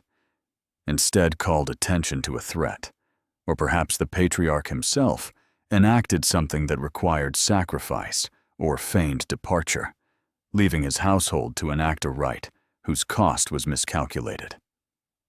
A hybrid theory suggested sequence. The patriarch may have left with the box, seeking counsel or barter. A fever then took hold, and in panic or prayer, the family knelt to invoke protection while preserving the social center in the empty chair and the mirror. Later, rivals and neighbors, seeing the ordered stillness, interpreted it as something other than illness, a sign that the compound had been ritually sealed, and so avoided it. That social avoidance became the cultural quarantine, more lasting than any medical cordon. The enduring question is not simply what killed 34 people, but what the empty chair and the upward mirror ask of us. Why preserve an absence so prominently? Why reflect the sky at the center of a household where so much is earth and trade? Why did the patriarch vanish when everyone else did not? If the cause was purely biological, the remaining symbols suggest intent to remember or to preserve authority even in collapse. If the cause was violent, the missing patriarch becomes the story's pivot. Taken, escaped, or complicit, he stands as the explanation nobody could agree on. If the cause was ritual, then the compound became a stage upon which a family performed its belief about protection and the rest of the world refused to share the language of that stage. The longer view, which those who declined to settle the land picked up like a scent, treated the compound as untouchable. Rumor is an economic actor, Refusal to occupy was less about bodies and more about narrative. For 3 generations, the soil kept its secret under palm roots, and the memory of kneeling figures pressed families to respect absence. Traders preferred profit over an inheritance that smelled of speculation. Maybe the most honest conclusion is a restrained one. Human beings respond to crisis in patterned ways. They may kneel to pray, to bargain with spirits, or to catalog the passing of kin, and they may leave tokens to mark vacancy. The mirror and the chair speak of someone given a place and then absent from it. The patriarchy of the compound persists in wood, even when its bearer is gone. And the final, persistent question is a moral one. When authority vanishes, how do those left behind commit memory? And when neighbors decline to reclaim land, are they honoring caution or surrendering to lore? The Okono compound holds its courtyard like a sealed book. The empty chair is a page turned to its center, and the mirror, reflecting sky instead of face, asks us whether the most important things are those we place at the center of our lives, or those we are willing to leave empty. Let's travel to Isla de las Voces, Philippines. 1891. Supply boats reported hundreds of voices singing across the surf at Isla de las Voces in the year 1891, though the colony held only 40 patients. When church investigators finally landed, they found every dwelling burned to ash, the chapel untouched, and 40 neatly folded sets of clothing laid in the pews, but no bodies. Isla de las Voces was small, a low crescent of volcanic rock ringed with palms, and the slow noise of the sea.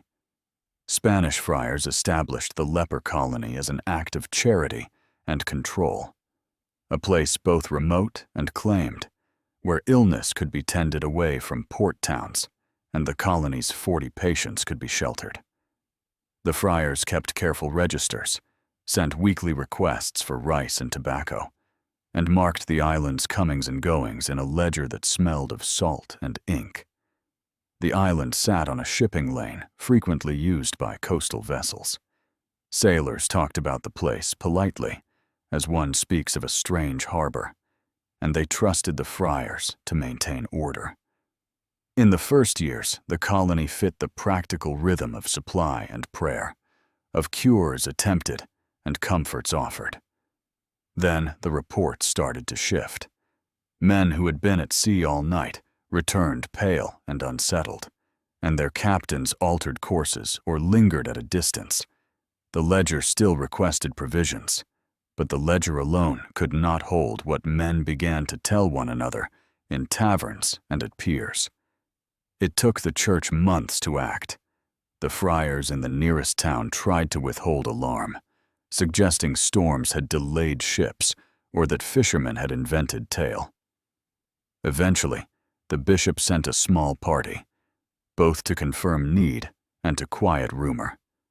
They landed at low tide under a coral sky, oars whispering, and walked a shore that smelled of salt and something faint and burned. The island's houses lay as if a fire had passed, and preferred to leave only foundation ghosts. Charred beams and blackened stones outlined the huts, and the coconut palms beyond bore the ring of scorched leaves. The friar's chapel, a small structure with a single nave and whitewashed walls, had escaped the flames. There was no heat, no smoke in the air, only wind and an odd, lingering ashiness. Inside the chapel, the investigators found 40 sets of clothing, folded with care, placed 2 by 2 on pews, as if ready for a ceremony. The garments were plain, their fabrics a mixture of homespun and donated cloth. No bodies were found in the pews, in the yards, or among the blackened rubble. There were no bones, no footprints leading offshore, and no sign of any hurried removal. The islanders who had been allowed to live in nearby towns spoke quietly. A fisherman said he had heard distant singing the night before his ship changed course, so dense it seemed more than human, more like a chorus stored inside the sea.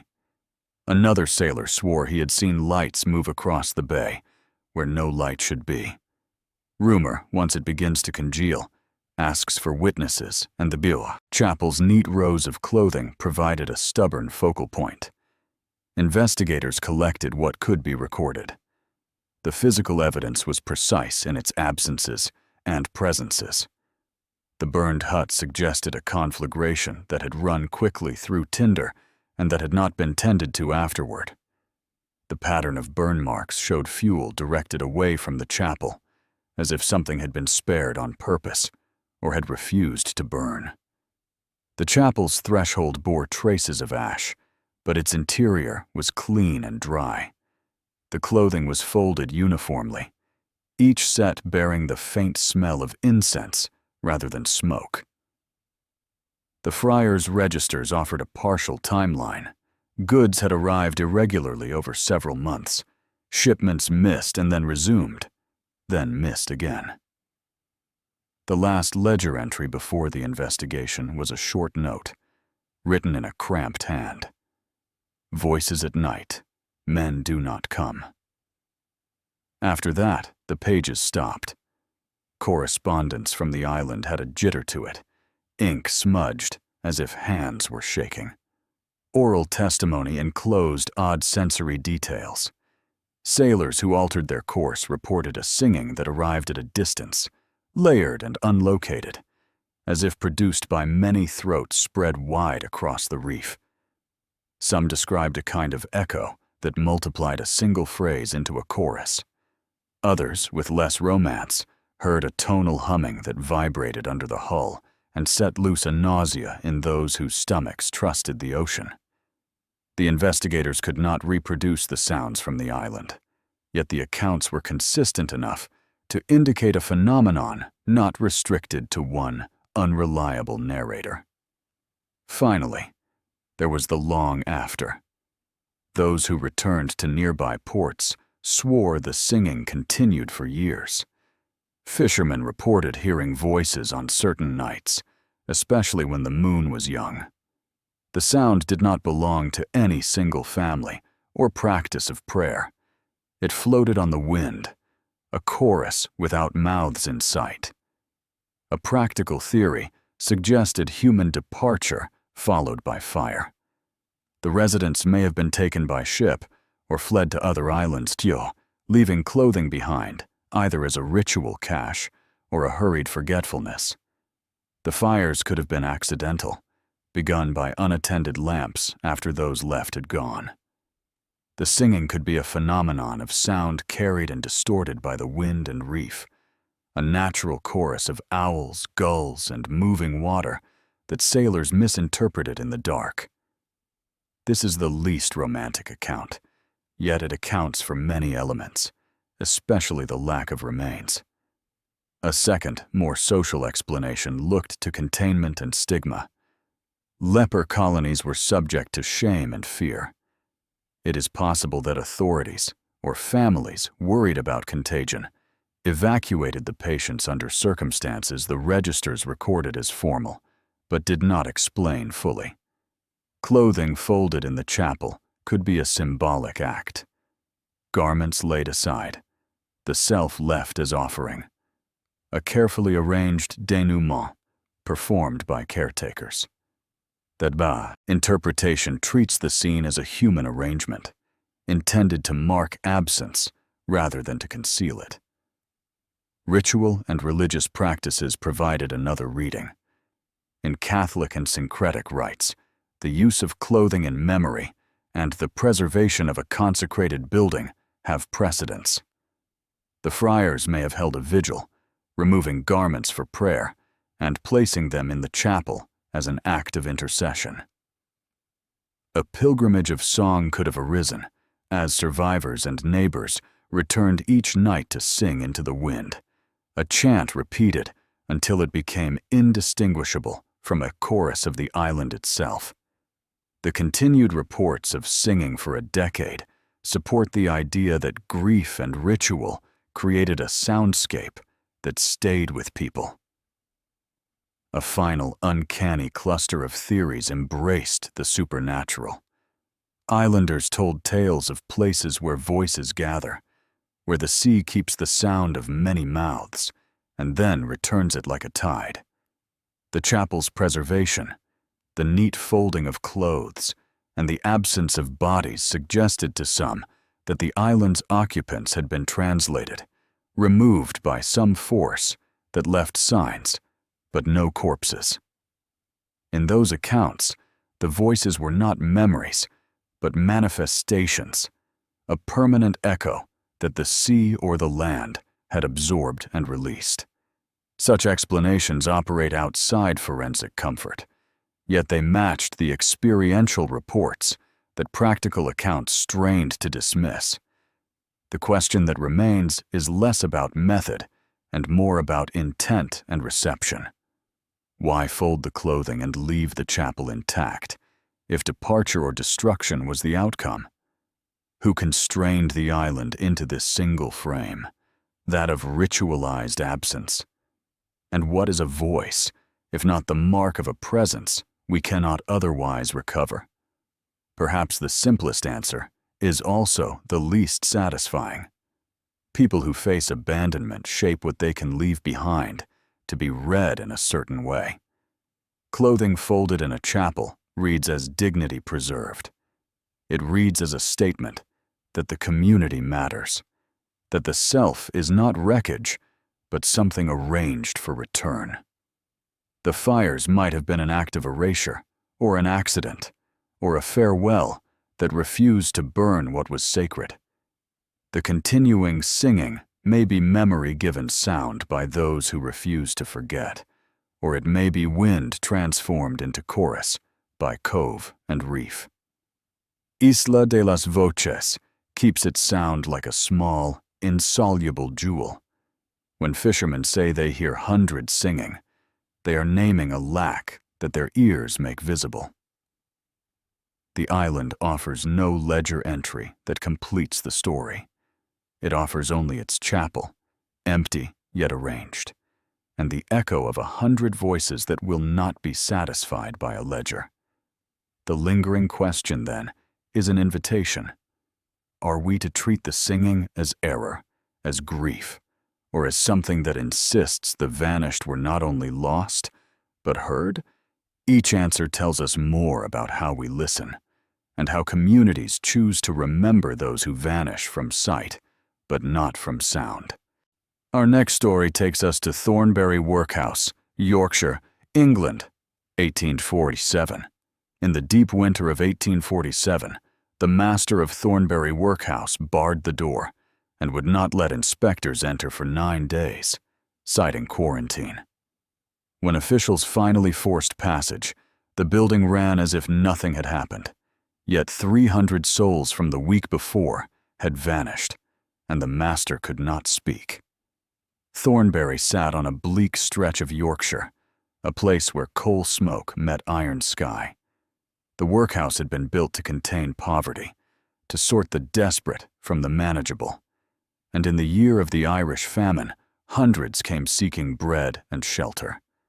Rules were strict, timetables rigid, and the master kept accounts the way a steward keeps watch. A workhouse is a small state inside a town, a world of ration lines, lists, and the daily management of bodies who arrive weary and hungry. That winter, the house expected a strain it had barely planned for.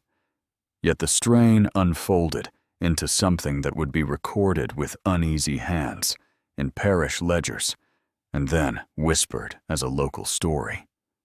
The master, a man whose name was known to the parish, ran Thornberry with methods that balanced discipline and thrift. Inspectors visited on schedule to verify supplies and ensure the poor were not abused. In the cold months, quarantine measures were occasionally used to prevent contagion, and the town accepted such precautions as proper, if unpleasant. When the master locked the doors one icy night, and refused everyone, the town assumed prudence. The lock would become the center of a question that would not be answered easily.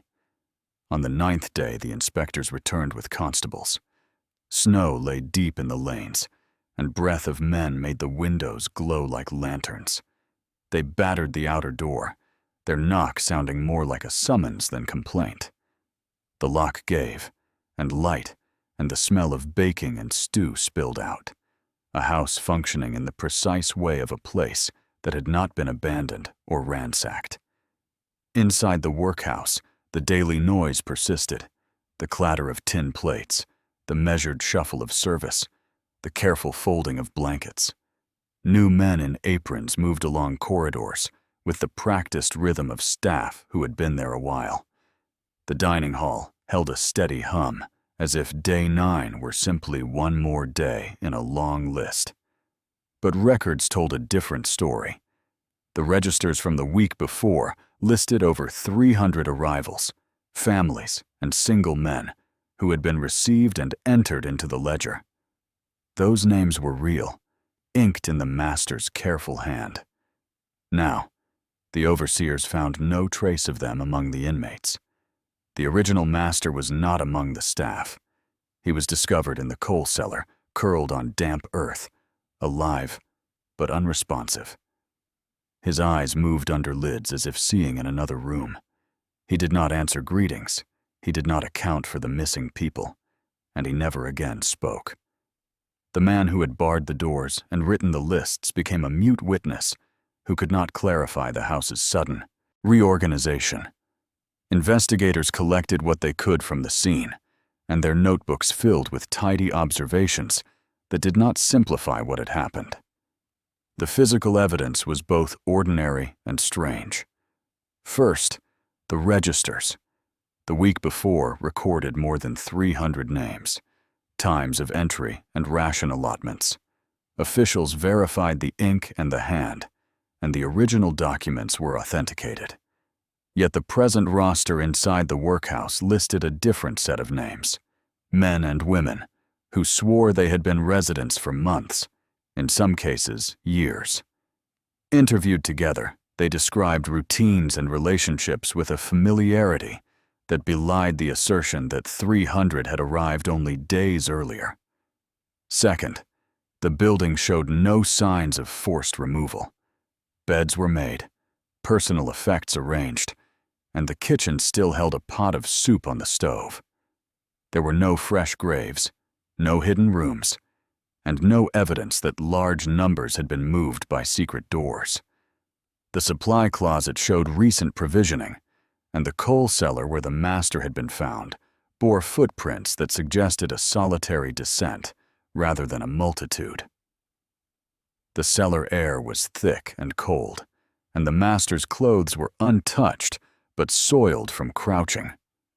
Third, witness testimony produced more oddities. Inspectors questioned the new staff, as well as those who claimed longer tenure. The men who now served said they had worked at Thornberry for years, their memories stacking into a social history of the house. They could name inmates who, according to the previous week's ledger, had been admitted only recently. The inspectors tried to reconcile dates, but time itself seemed to tilt. One older inmate, when asked about arrivals, spoke of a harsh autumn when whole families had been passing through, and then, with a glance toward the pantry, insisted the house had always been full in such winters. Finally, there were the clocks. The main hall clock, set to train town time, recorded a series of adjustments that the master had made over the past months. Its hands were clean, its mechanism oiled. Yet its marked adjustments, logged in the maintenance book, suggested that on the night before the lock, the timepiece had been set ahead by a small amount, as if someone wanted the hall to keep different hours. Whether that mattered would become a matter of interpretation. Yet inspectors noted it as a detail that refused to fit easily with the ledger. Explanations emerged along lines that alternately appealed to administration, pathology, and something less articulable. One practical line held that the master had falsified the registers. Perhaps he recorded arrivals to justify increased supply claims or to funnel rations elsewhere. If he had arranged replacements, those replacements could pose as long-term staff while the recorded poor were moved out, sold, or quietly resettled. That the master later sat mute in the cellar could be evidence of guilt or of some injury that robbed him of speech. Yet no evidence of collusion with distant parties or of large movements of people could be found. No coach records matched the ledger. No neighboring parish reported receiving any of the 300. A medical interpretation looked to contagion and delirium. The mid-19th century lacked reliable diagnostic tools. An outbreak of typhus, influenza, or another febrile agent could produce mass confusion. The master's silence might be explained by encephalopathy, a brain condition that follows infection. This reading sees the workhouse as ill, not sinister, and the sudden swap of staff as the result of successive collapses and ad hoc reorganizations. Yet the precise arrangement of names, the absence of missing person reports in surrounding parishes, and the staff's memory of longer tenure pushed against this tidy diagnosis. A social theory emphasized local panic and rewriting. In moments of stress, communities can alter their memory narratives, prioritizing habitual accounts over new entrants. If several influential men began to insist that the workhouse had long housed certain people, others might conform to the narrative. The master's ledger could have been a temporary record that the community decided to ignore or overwrite to avoid shame, admitting the presence of a social problem, and then choosing to pretend continuity. This account points to human convenience and to the social power of collective denial. Finally, there were darker suggestions, whispered and then recorded without flourish. Some spoke of time bending in the workhouse, of doors that held different outcomes on different nights, of institutional spaces where the pressure of hunger and regulation warps memory. Such accounts did not claim physical evidence. Rather, they highlighted the felt contradiction between paper and presence. The master in the cellar, mute and staring, became a fulcrum for these stories, a man who had enacted a policy and then found language withdrawn. The persistent question is simple, and it is both administrative and existential. Where did the 300 names in the ledger go? And why did a house that recorded arrival list different people almost immediately afterward? Did the master orchestrate a scheme? Did disease scramble identities? Or did the town collectively revise its story to avoid an uncomfortable truth? Each answer leaves a stale taste. There is a moral image that proves stubborn. A workhouse is a device for organizing scarcity. It names the poor and ranks them with numbers. To see names erased, or to walk into a hall where names once written do not match the faces present, is to confront the way institutions can unmake people on paper and yet leave no scorch on the floor. The silent master functions as a reminder that authority can expire into absence. The people who now said they had been at Thornberry for years likely believed their own memories, as people do, and the town accepted their testimony because a coordinated explanation requires less discomfort than confusion. We are left with a choice about how to read the lack. One pragmatic conclusion is to accept that social systems, especially under strain, will yield administrative errors and occasional acts of concealment. Another is to leave space for the uneasy fact that social reality is sometimes more porous than ledger lines. The master's silence provides no final word. He could not tell us whether the 300 left by carriage, by choice, or by the strange rearrangement of a winter night. The ledger remains, a brittle sheet of proof and of absence. Thornberry workhouse closes on the question like a locked door, and we, who read the record much later, stand outside and wonder which is worse, the forgetting of names or the certainty that we can never be sure we remember correctly.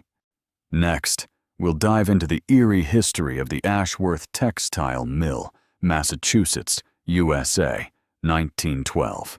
A fire took 23 women in the east wing of the Ashworth Textile Mill in the spring of 1912. The mill reopened within a month.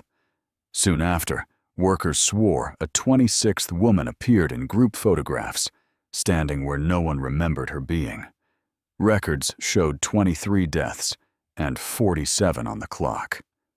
Ashworth Textile Mill sat on the banks of a river that had been dammed to turn water into work.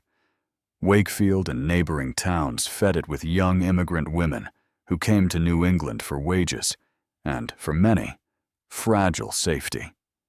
The mill produced cloth that made fortunes in far-off markets and steady lives for owners. For operators like Mr. Ashworth, the business was an engine of profit and social standing. For the workers, it meant harsh hours, hot breath of machines, and predictable shifts of pay and ration. It also meant photographs, taken on picnics and at holiday corners, where faces were cataloged for family albums or used as evidence of orderly employment. In the spring of 1912, a fire swept the mill's east wing. The flames were contained, but not before 23 women died. The town mourned. Fund drives were organized. The owner pledged rebuilding and a swift reopening to keep livelihoods intact. Families collected what consolation they could. The official accounts named causes, issued certificates, and moved on to the business of repair. That movement toward normality would be tested by a quieter, stranger persistence. When the mill reopened, life returned to a rhythm of looms and clack. Management insisted that the new wing met all regulations and that pay would continue as before. Women returned to their stations, some having lost friends or relatives in the fire. On the first Friday after reopening, someone gathered women for a factory group photograph, meant to show the workforce restored and the mill's resilience. The photo was ordinary enough, a formation on the loading platform, laughter caught in the turn of a head, the boss at the edge with a stiff smile. Workers who later studied that photograph noticed an anomaly. In a place where the women stood shoulder to shoulder, where names could be matched to faces and faces to machines, another woman appeared. She stood near the center, between two operators who swore they remembered the empty space. Her clothing matched the prevailing styles of the day. Her face was clear and young, and she looked toward the camera with a tilt of calm that unsettled those who had been present. At first, the remark was a furtive joke, a whisper behind hands. Then other photographs surfaced with the same figure, always in the same general area, sometimes closer to the machines, sometimes in the doorway. Workers began to mark attendance rolls against faces and found discrepancies that rattled managers. Journalists arrived when rumors crossed the river and reached city desks. They reviewed employment logs, interviewed families, and scoured the mill's pay records. The findings were blunt and unsettling. On the morning of the fire, 47 women had punched in for work. The fire report and death certificates listed 23 fatalities. The mill owner produced payroll documents showing payment to 23 women on the day in question and continuing thereafter. 24 names were unaccounted for in official files. Families of missing women had no record of relatives at Ashworth. Some workers produced notes or letters from sisters, friends, or neighbors who had been seen entering the mill that morning and never seen again. The photograph's 26th presence became a symbol for a deeper mismatch between bodies, names, and accounting. Material records were formal and crisp. The fire report by municipal inspectors described the blaze, its origin in a lint trap, and its quick spread among dry cloth. Certificates of death for the 23 gave causes consistent with smoke inhalation and burns. Payroll sheets bore signatures and punch times. Accounting books reflected the expected losses and a swift disbursement of condolence funds. These documents carried the authority of paper that had been notarized or filed with the town. They were the kind of evidence that compels public attention. Photographs told another story.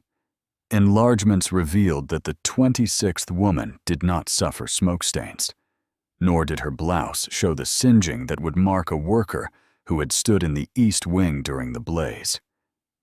In images predating the fire, she is absent. In images taken after reopening, she appears with an ease that suggested she belonged. The figure's posture is consistent across frames, as if the woman had been coached to stand a certain way. Some positive identifications were attempted by co-workers who compared facial features to scrapbooks and to visiting relatives. All attempts produced either collective uncertainty or a quiet insistence that the woman was present that day, though her name could not be placed. Testimony complicated both paper and picture. A forewoman swore she had seen 47 hands clear their time cards on the morning of the fire.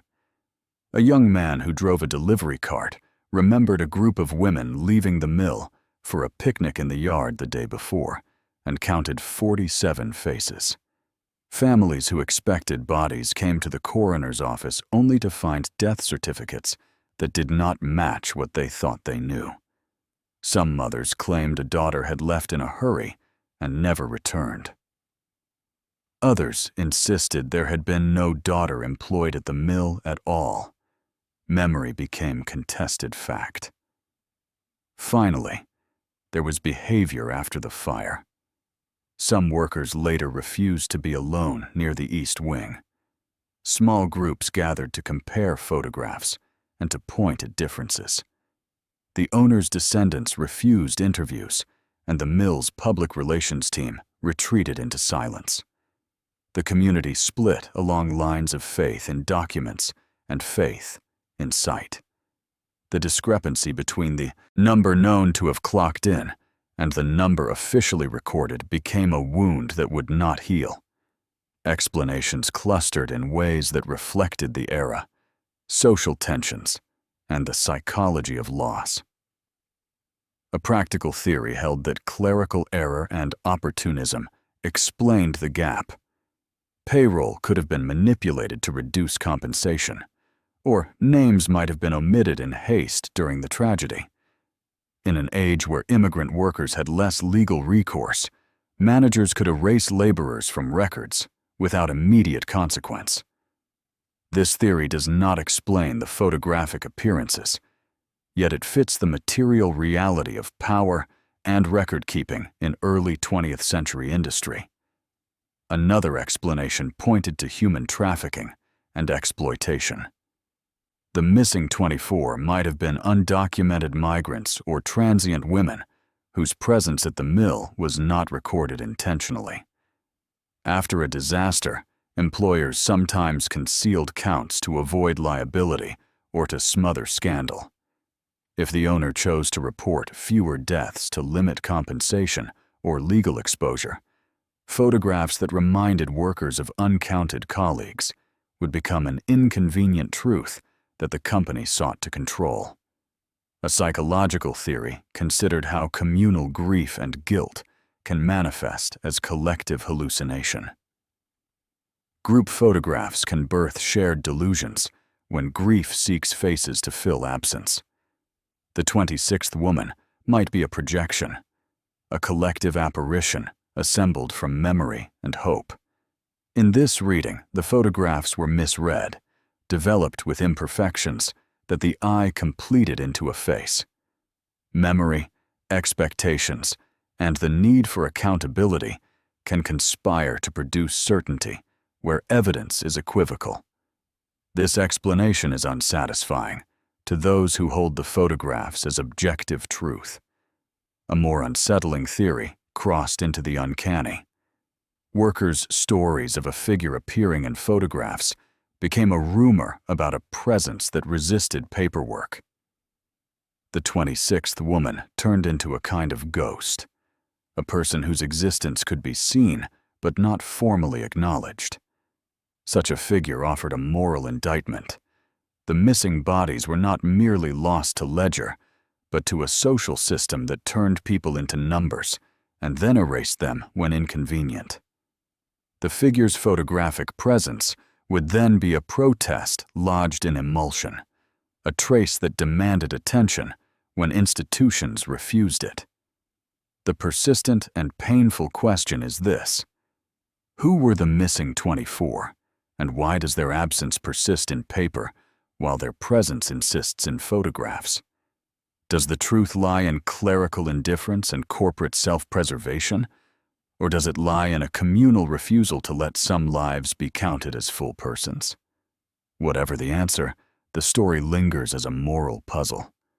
Photographs recall faces and posture in ways ledgers cannot. Ledgers condense lives into columns and sums. The conflict at Ashworth sits where those two practices meet. Families who believed a daughter worked at the mill and then vanished carried the weight of unanswered grief. Workers who saw a familiar face in a frame refused to let the memory be efficient for accounting. Owners who maintain silence keep their own counsel, and descendants who refuse to speak keep a barrier between corporate history and public reckoning. In the end, the 26th woman remains a limit case for how societies remember. The mill continued to hum for years before closing. Photographs were preserved in albums and in newspaper cuttings. Some were destroyed in later house cleanings. Some were hidden by descendants. The missing names never found their way into public registries. The question that holds is humane and narrow. Can we accept the comfort of ledgers when eyes insist on seeing otherwise? The Ashworth case asks us whether a face caught in a photograph has a right to be named, and whether refusal to name her constitutes a second kind of erasure that survives beyond any fire. Let's move forward to Hacienda de la Santa Muerte, Oaxaca, Mexico, 1884. She invited the village to celebrate the dead at Hacienda de la Santa Muerte in the autumn of 1884. 63 people accepted and never left. Authorities found a house hung with papel picado, tables piled with rotting food, 64 freshly dug graves in the garden, and the hostess kneeling before 64 painted faces. The hacienda sat beyond the last paved road, where oaks thinned into scrub and the air smelled of dust and citrus. For decades, the widow Doña Elena maintained the place as if she kept two lives in parallel. By day, she supervised the olive and chili groves, wrote letters with a flourish, and paid wages in coin. By night, she kept a private chapel where candles burned faint and constant. Travelers called her reclusive, but they also called her generous. Each year, she invited old friends to a private Dia de los Muertos feast, an evening of song, bread, and remembrance that blurred piety and pageant. To the village, she seemed less a stranger than an institution. People traded with her, taught their children the routes into the groves, and accepted invitations as honors. In the year of the celebration that changed everything, she extended the invitation widely. 63 villagers, from the muleteer to a seamstress and a schoolteacher, accepted with the customary mixture of duty and curiosity. They brought offerings and candles and expected an evening like others they had attended, a night of food, prayers, and song at a place that already belonged to local myth. When the villagers did not return the next morning, Neighbors sent runners and then officials. They found the hacienda much as it must have been at evening, yet frozen into a tableau of abandonment. Banners and paper cutouts fluttered like the pale wings of trapped birds.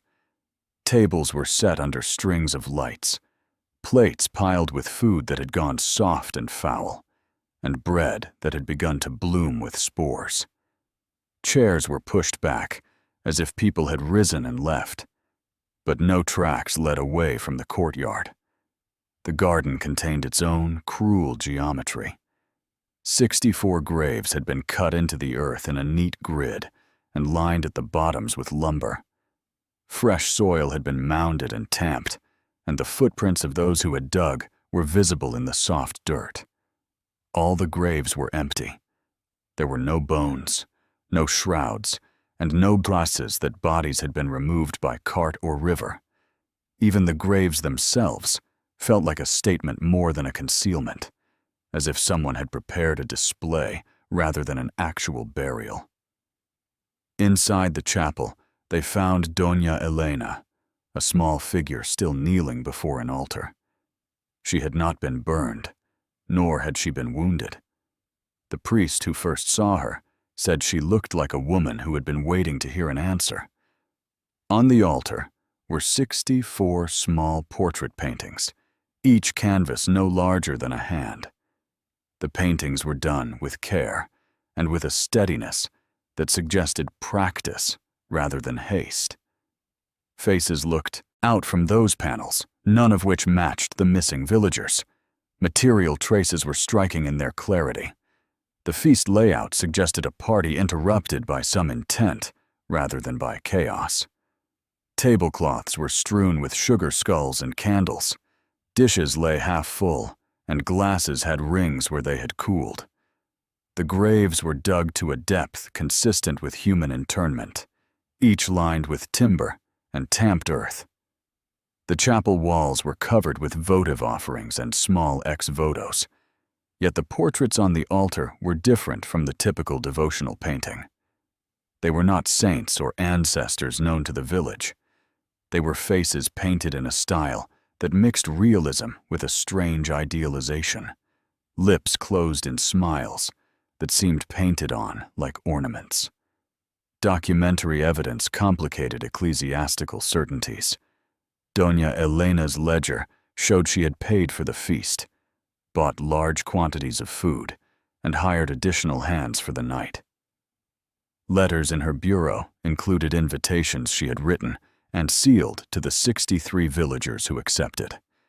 The priest's register recorded a visit to the chapel the day before the celebration, though his note was tentative and crossed out.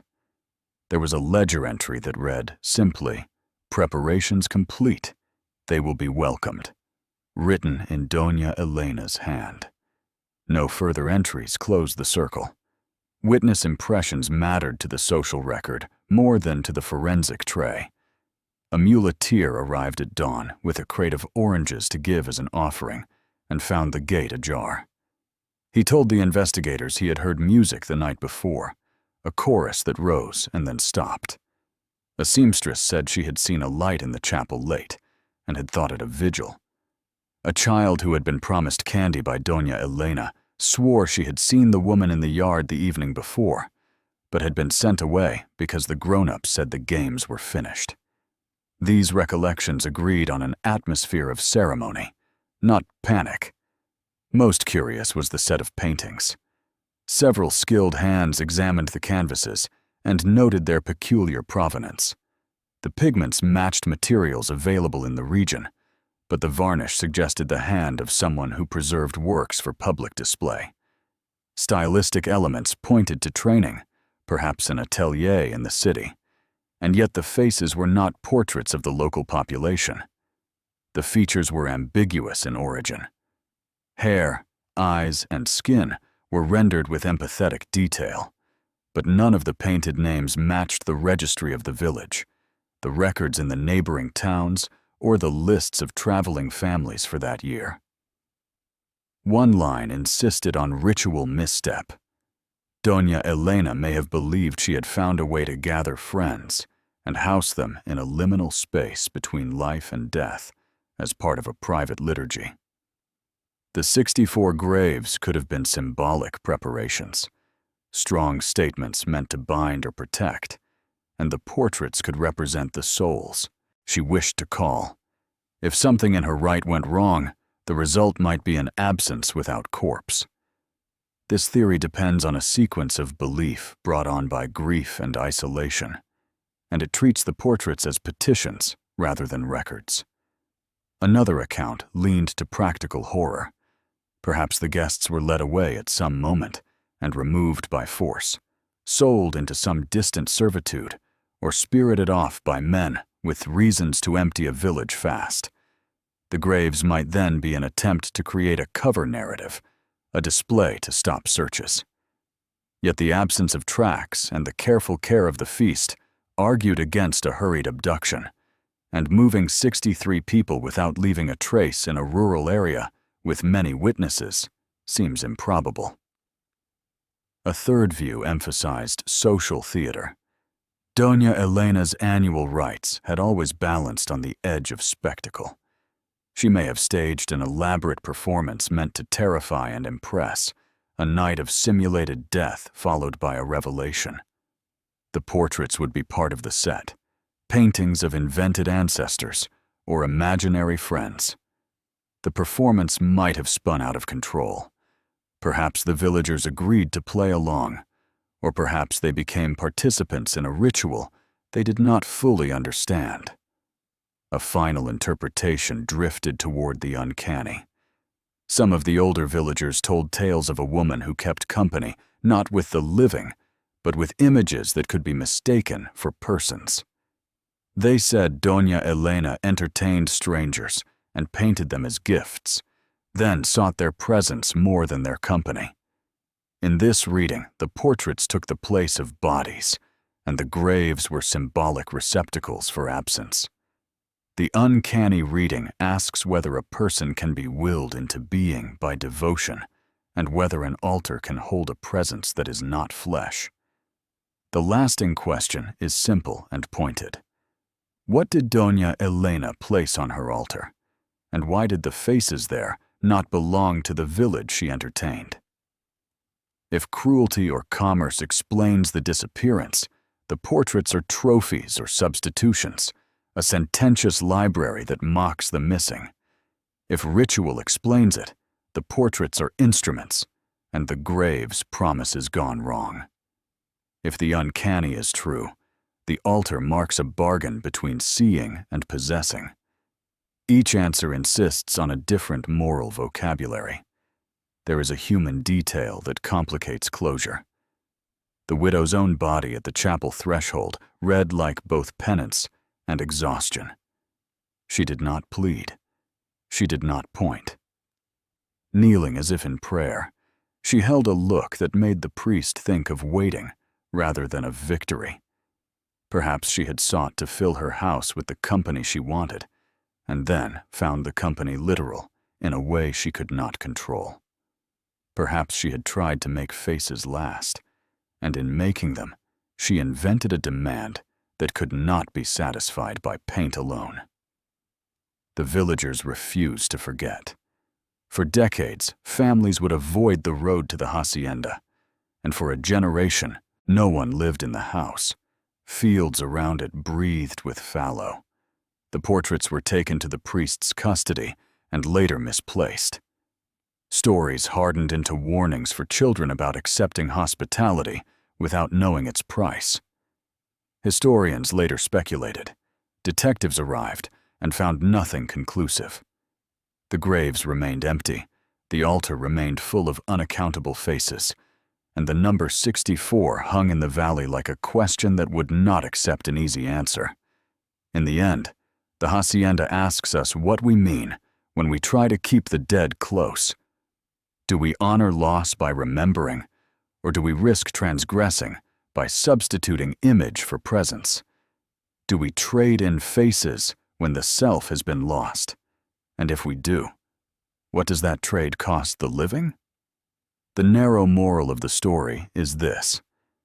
When we try to control absence, We must be careful about how we name the company we keep, because names can become graves, and images can become altars, and altars can demand an answer. Our next place is the Brennan Lighthouse, County Clare, Ireland, 1896. A lamp blinked the same plea across a raw Atlantic night at Brennan Lighthouse in the autumn of 1898. Leave the light on. The signal ran for 6 hours without change. When help finally reached the tower, the lamp still turned. The logbook kept entries for 3 more days, and the men were later found far from the sea. Brennan Lighthouse stood on a ragged headland of County Clare, where the cliff fell into a layered wash of rock and foam. The tower was modest, its glass and lantern a small insistence against wind. For decades, it had been tended by keepers who were, by local account, steady as the tides. They kept entries, polished brass, and the small rituals that keep coastal lights reliable. A lighthouse is a machine of trust. Ships use its constancy to plot courses. Clergy bless its safety. Townsfolk measure their days by whether it burns. In the year the signal began to repeat, the 3 keepers were veterans of fog and gale. Each had years of service and the steady habits of the job: check the fuel, log the weather, trim the wick. The headland was remote, but hospitable in its routines. The keepers had families who expected telegrams and monthly visits. When the lamp began to send the same urgent message, the town assumed an equipment fault or a nervous operator. Nobody imagined a message that would outlast its senders, or that would sit like a command in the sky until other men came to watch its obedience. The distress call began on a night of low cloud and lashing rain. Boats could not reach the rock by row at first, so the signal took on an odd prominence, a light tapping the code, though the lamp itself still burned. The message was terse and singular, over and over the same phrase. For 6 hours, the flashing spelled the words in a steady rhythm that some spectators later said they read as insistence rather than plea. A relief launch finally threaded the swell and tied at the jetty. Men climbed the iron steps and entered the tower, calling as they went. Inside, they found the lamp in order, its lens clean and its mechanisms turning with the patient regularity of a well-kept machine. The keepers were present, about their tasks, their hands moving through familiar motions. They greeted the newcomers without alarm. The logbook sat open on the desk. The entries, in steady script, continued for 3 days beyond the night of the distress flashes. The handwriting of those last entries matched none of the 3 men in the tower, yet the dates and weather notes were plausible and detailed. No immediate explanation presented itself. The keepers said nothing of having sent such a signal. One man, the oldest, blinked when the relay of the flashing was described, and then offered a shrug. Repairs were made to reassure shipping. The launch returned to the town, and for a time the matter settled as a curious event that would be made tidy in later reports. Then, 30 days later, the county constable brought news that unstitched the tidy narrative. A farmer walking a ridge 17 miles inland had found 3 bodies arranged in a field, placed in a triangle, as if composed by a hand that cared for pattern. They were identified as the lighthouse keepers. The farmer swore that the field had been empty the prior night. He had watched nothing move there. The men lay as if sleeping, their faces pale in light that did not belong to the sea. Authorities documented the scene with careful hands and sober instruments. The logbook, which had been removed from the tower and retained at the harbor master's office, became central.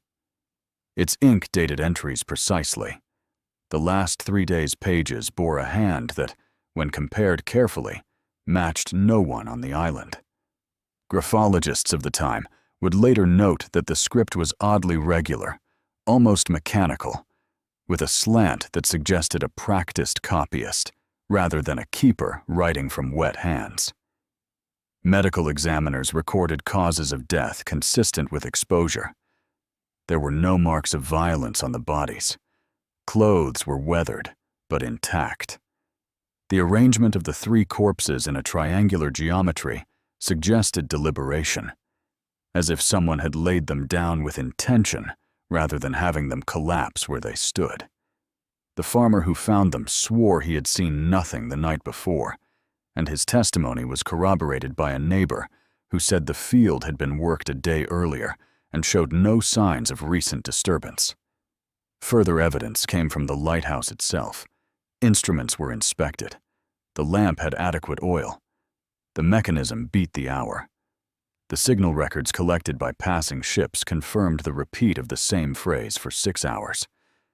The relief men who had visited the tower reported the keepers appeared entirely normal that night, their hands steady while they tended the glass. They could not explain a signal that the men themselves denied having sent. Finally, the town held to its memory of the keepers. Friends and family produced letters and petitions that described trustworthy men who kept more than lamps. They had no reason to vanish or to abandon post. The line between the recorded signal, the strange handwriting in the log, and the men found inland created a knot that local magistrates attempted to catalog into a report.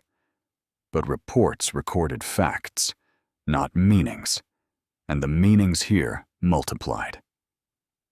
A sober theory proposed technical malfunction compounded by human error.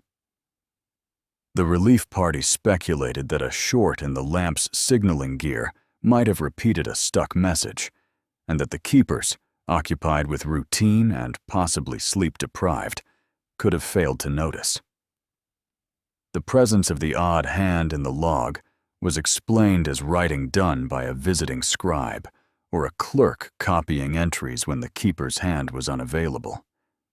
This account, however, left the bodies a mystery. How did 3 dependable men travel 17 miles inland to die in one field without leaving eyewitness? Traces of passage? A second line read the event as a kind of mass disorientation. Some suggested that the keepers walked away in a trance induced by exposure or by a sudden cognitive collapse. Storms and fatigue can produce delirium that sends people wandering from familiar ground toward interior spaces, and a field 17 miles from the sea could be the unintended terminus of such wandering. This view fit causes of death and the lack of violence, yet it struggled to explain the triangle arrangement.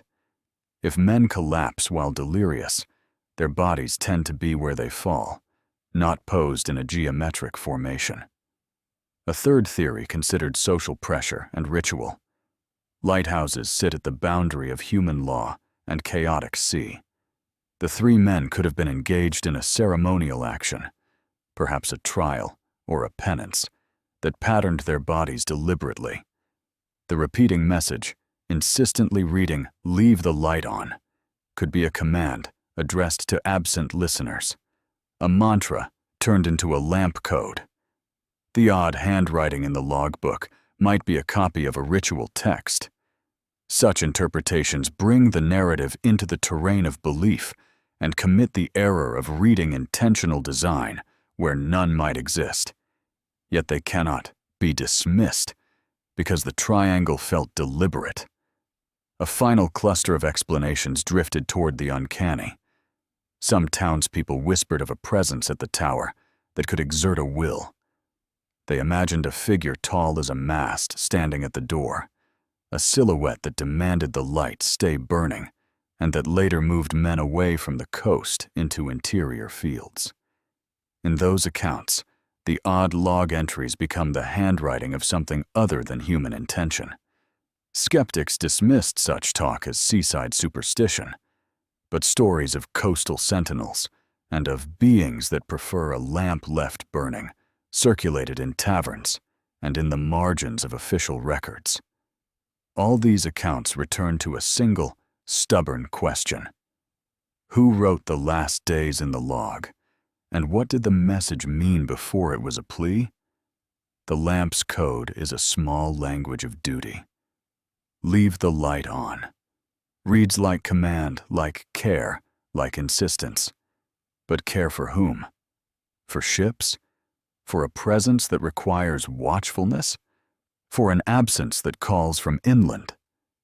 The triangle where the men were found will not grant an answer. They might have walked there, carried out some last duty, and arranged themselves in a pattern that made sense only to them. They might have been gathered by others, carried across miles and placed like markers. They might have followed a will that was not their own. Whatever the explanation, the islanders now tell the story in two voices. One voice names prudence and fatigue, technical faults, and human frailty. The other voice keeps a memory that is less tidy. People who stand at the cliff and watch the lamp turning say they feel a request in the light, an address beyond navigation. In the end, the lamp still turns, perhaps in memory of those who kept it with their hands. The logbook, its last pages removed to archives, waits for scholars who will measure ink and slant and argue about authorship. The men's graves in the farmer's field age and the farmer ages with them. The question remains, like the repeated phrase itself: leave the light on, or leave it dark, and face whatever walks in the dark. The choice is not always ours, and the answer is, for now, only a story. The wind carries over cliffs to towns that will pass it along. Now, let's discover the haunting tale of the Hartwell Estate, Cape Colony, South Africa, 1877. For 7 weeks, one worker disappeared each week from the Hartwell Estate in Cape Colony, South Africa. The family claimed they simply moved on. But when a magistrate arrived, he found the estate operating with a full staff. The workers couldn't remember their names, their pasts, or how long they'd worked there. That night, the family fled, and the estate burned. The Hartwell Estate was a large vineyard on the southern tip of Cape Colony, producing some of the finest wine in the region. It was owned by the Hartwell family, British settlers, who had established the estate in the early 1800s. They had grown wealthy off the land, with a steady workforce of local laborers who worked the fields and tended the vines. The family was known for their strict, yet fair treatment of workers, and for many years, the estate ran like a well-oiled machine. But in the summer of 1877, things began to change.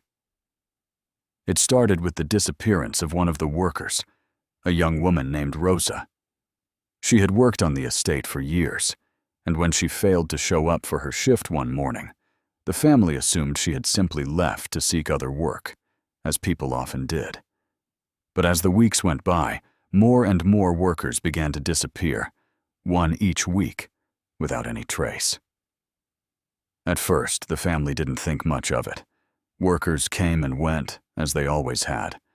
But by the end of the 7th week, the disappearances became impossible to ignore.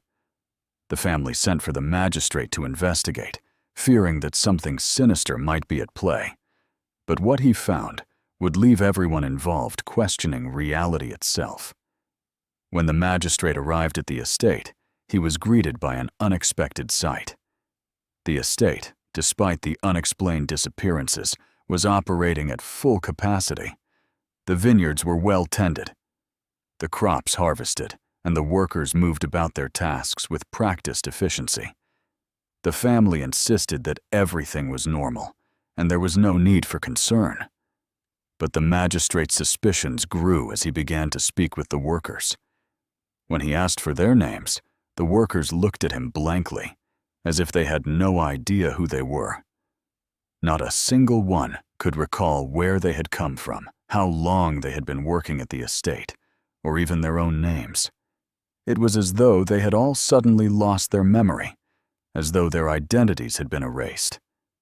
Confused and unsettled, the magistrate pressed the family for answers. The Hartwells, however, remained unfazed. They repeated that everything was fine and that the workers were just adjusting to the work. They even insisted that they had seen no signs of foul play. But when the magistrate insisted on checking the records, the family's behavior shifted. They began to grow nervous, avoiding direct answers and becoming increasingly evasive. The most disturbing discovery came when the magistrate inspected the workers' logbooks. The last entries, which had been made just days before, were all in a handwriting that did not match any of the Hartwells or the workers. The handwriting was strange, unfamiliar, and it didn't appear to match any known individual's writing style.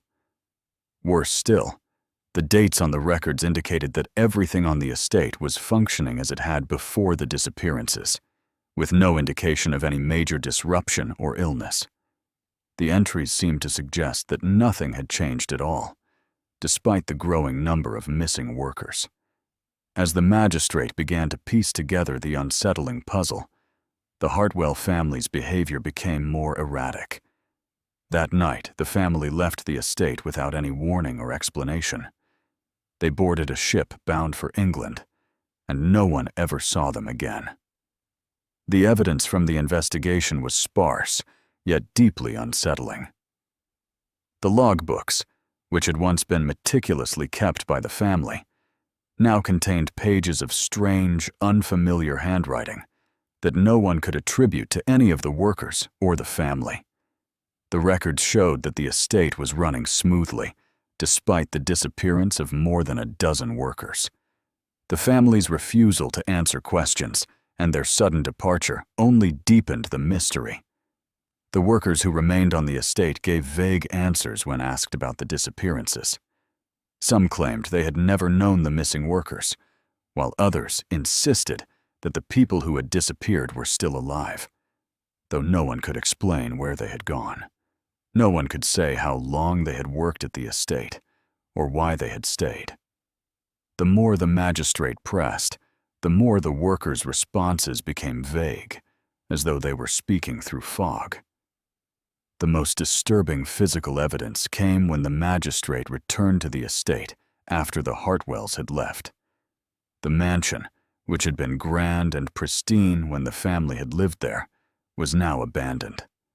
The windows were boarded up, the doors left ajar, and the once immaculate gardens were overrun with weeds. But the most horrifying discovery was made in the wine cellar. There, the magistrate found 17 bodies, stacked in a pile, their faces pale and lifeless. The bodies were dressed in work clothing, but they did not match any of the workers who had been employed at the estate. Their identities were a mystery, and there were no records of them ever being part of the estate's staff. Theories about the disappearances and the strange events at the Hartwell estate began to surface almost immediately. The most common theory was that the workers had been victims of a violent crime, possibly murder. Some suggested that the family had been involved in a cover-up, and that they had orchestrated the deaths to protect their own interests. This theory was supported by the strange handwriting found in the logbooks, which suggested that someone had been writing false entries in an attempt to cover up the crime. Another theory suggested that the workers had disappeared as a result of some form of mass hysteria. The workers' inability to recall their names or pasts, along with their strange behavior, could have been caused by stress or a shared psychological breakdown. The theory suggested that the workers had simply wandered off in a trance-like state, unable to explain their actions. However, this theory was met with skepticism, as it didn't account for the mysterious deaths in the wine cellar or the strange handwriting in the logbooks. A more supernatural theory emerged, one that suggested the estate had been cursed. According to this theory, The Hartwell family had unwittingly angered a local spirit or deity, which had then taken the workers as a form of retribution. The fact that the workers seemed to vanish into thin air, only to be replaced by unfamiliar faces, was seen as proof that something otherworldly was at play. Some villagers claimed that the estate had long been rumored to be haunted, and that the disappearance of the workers was the culmination of a curse that had been building for years. Finally, a theory was put forward that the workers had simply vanished without explanation, and that the family had left to escape the chaos they had created. According to this theory, the family's departure was an admission of guilt, and they had fled to avoid prosecution. However, this theory failed to explain the strange log entries and the bodies found in the wine cellar. The most enduring question surrounding the Hartwell estate is this: what truly happened to the workers? Where did they go, and why did they vanish without a trace? Did the family cover up a crime, or was something else at play? The strange events at the estate remained shrouded in mystery. The workers' disappearances, the bizarre log entries, and the bodies found in the wine cellar all point to a deeper, darker truth that no one can explain. The family's sudden departure only deepened the mystery, and their refusal to return or provide an explanation has left a permanent mark on the estate's legacy. Despite years of investigation, no answers have been found. The estate itself was abandoned and eventually sold off, the land left to overgrow with weeds and brush. But the haunting question remains: what happened at the Hartwell estate, and why do the answers still elude us? The truth may be buried in the estate's history, waiting to be uncovered, or it may never be known at all. Finally, let's visit the Marlo School for Foundlings, Melbourne, Australia, 1902. In the spring of 1902, renovations at the Marlo School for Foundlings revealed a sealed basement room containing 144 small wooden boxes. Each box held a child's milk tooth, a lock of hair, and a photograph of a smiling child, none of whom had ever been enrolled at the school. The Marlo School for Foundlings had always been a place of refuge for children who had no other place to turn. Situated in Melbourne, Australia, it had operated for 12 years, with a reputation built on compassion, care, and a commitment to helping orphaned and abandoned children. The school was known for its impeccable standards. Its buildings were clean and well-maintained. The children were well-fed and well-educated, and the staff was professional and caring.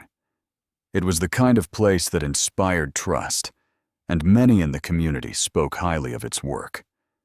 In 1902, a new headmaster was appointed to oversee the school.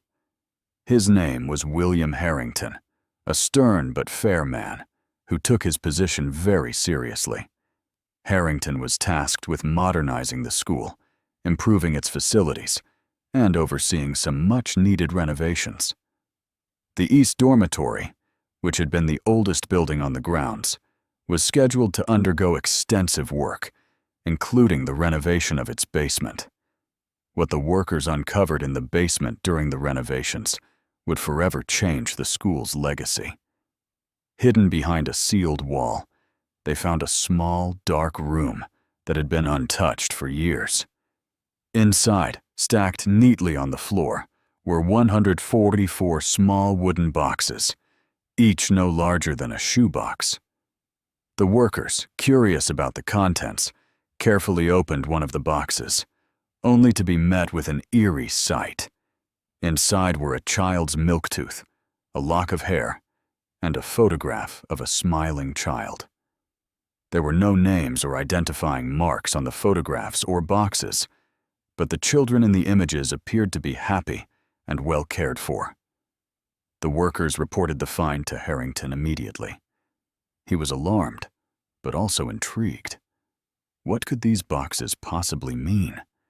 Why had they been hidden in the basement, and who had placed them there? As the investigation into the mystery unfolded, it became clear that none of the 144 children in the photographs matched any record of a student ever enrolled at the school. The children in the photographs were unknown to the staff, the community, and even the school's historical records. The previous headmaster, who had passed away years earlier, had left behind his personal effects. Among them was a journal, one that had gone largely unnoticed until this discovery. The journal contained a single entry for each of the 144 days, each page filled with nothing more than a date and the word received. There was no further explanation, no names, no context.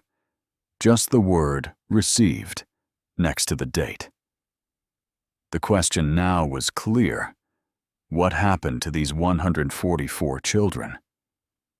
Why were their belongings preserved in such an unsettling manner?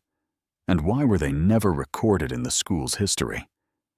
The discovery of the 144 wooden boxes was like a dark mirror reflecting a part of the school's past that had been buried, locked away, and forgotten. The boxes themselves were unassuming, their small, simple design offering no hint of the disturbing contents they held. The discovery was made in the basement of the East Dormitory, a place that had once been used for storage, but had been sealed off for many years. The room where the boxes were found had been forgotten by most, hidden behind a thick wall and layer of dust. The room, despite its age and neglect, had remained eerily untouched. There was a sense of stagnation in the air, as if time had stood still in that space for decades. Upon opening the boxes, the workers found items that were deeply unsettling. Each one contained a milk tooth, a lock of hair, and a photograph of a smiling child. The teeth and hair appeared to be carefully preserved, and the photographs seemed to show children at different ages, all posing in front of what appeared to be a formal backdrop. The smiles on the children's faces were innocent, but their presence in these boxes, hidden away, forgotten, was anything but. The workers, horrified by the discovery, immediately reported their findings to the new headmaster, William Harrington. His reaction was one of disbelief and unease. As a man of reason, he initially tried to explain away the boxes as some kind of harmless oddity, perhaps a collection of discarded items from years gone by. But as the investigation continued, it became clear that these boxes were no ordinary relics. The more the authorities investigated, the more they uncovered troubling inconsistencies.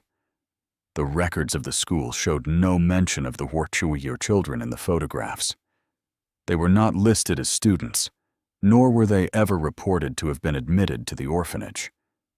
The journal kept by the previous headmaster, who had passed away years earlier, contained entries for the same 4 days, but with no context, just the word received written next to a date.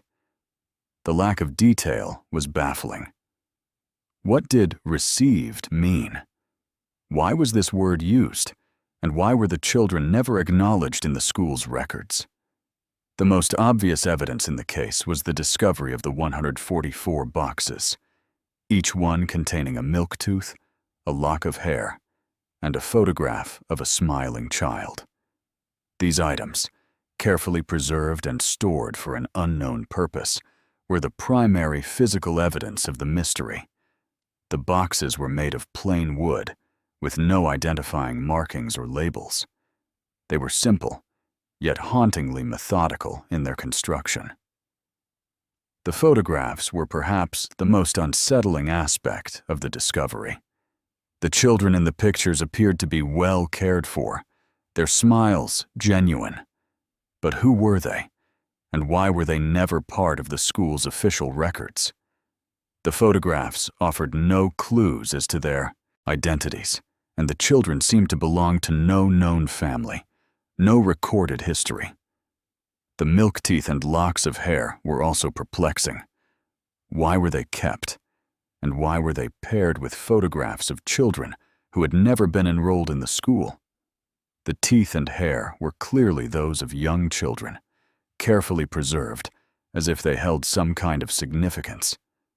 The journal kept by the previous headmaster was another crucial piece of evidence. The journal contained only the word "received" next to a date, with no other explanation or context. This odd entry, repeated 4 times, only deepened the mystery. What was being received, and why was it recorded in such a cryptic manner? The lack of any further explanation in the journal raised more questions than it answered. Several theories arose about what could have happened at the Marlo School for Foundlings. One theory suggested that the previous headmaster had been involved in some sort of secretive and sinister practice. The 144 children in the photographs might have been part of an unreported experiment, one in which the children's personal items were collected for reasons unknown. The fact that the headmaster had written the word "received" in his journal might indicate that these children had been received into the orphanage in an unacknowledged way. Perhaps they were never intended to be part of the official records, their existence concealed for some unknown purpose. Another theory proposed that the children had somehow been adopted or taken by other families, but that the headmaster had kept their personal items as a sort of memento, perhaps out of a strange sense of attachment or guilt. This theory, while less sinister, still failed to explain why the children's names were never recorded and why the headmaster's journal contained only cryptic entries. A more chilling theory suggested that the children had never existed at all. Some speculated that the headmaster had created the photographs and personal items himself, fabricating the children to create the illusion of a larger orphanage. Perhaps the headmaster had been hiding something darker, such as the true purpose of the orphanage, and had used the photographs and personal items to maintain the facade of a normal institution. Finally, there were those who believed that the mystery of the 144 children could not be explained by any earthly means.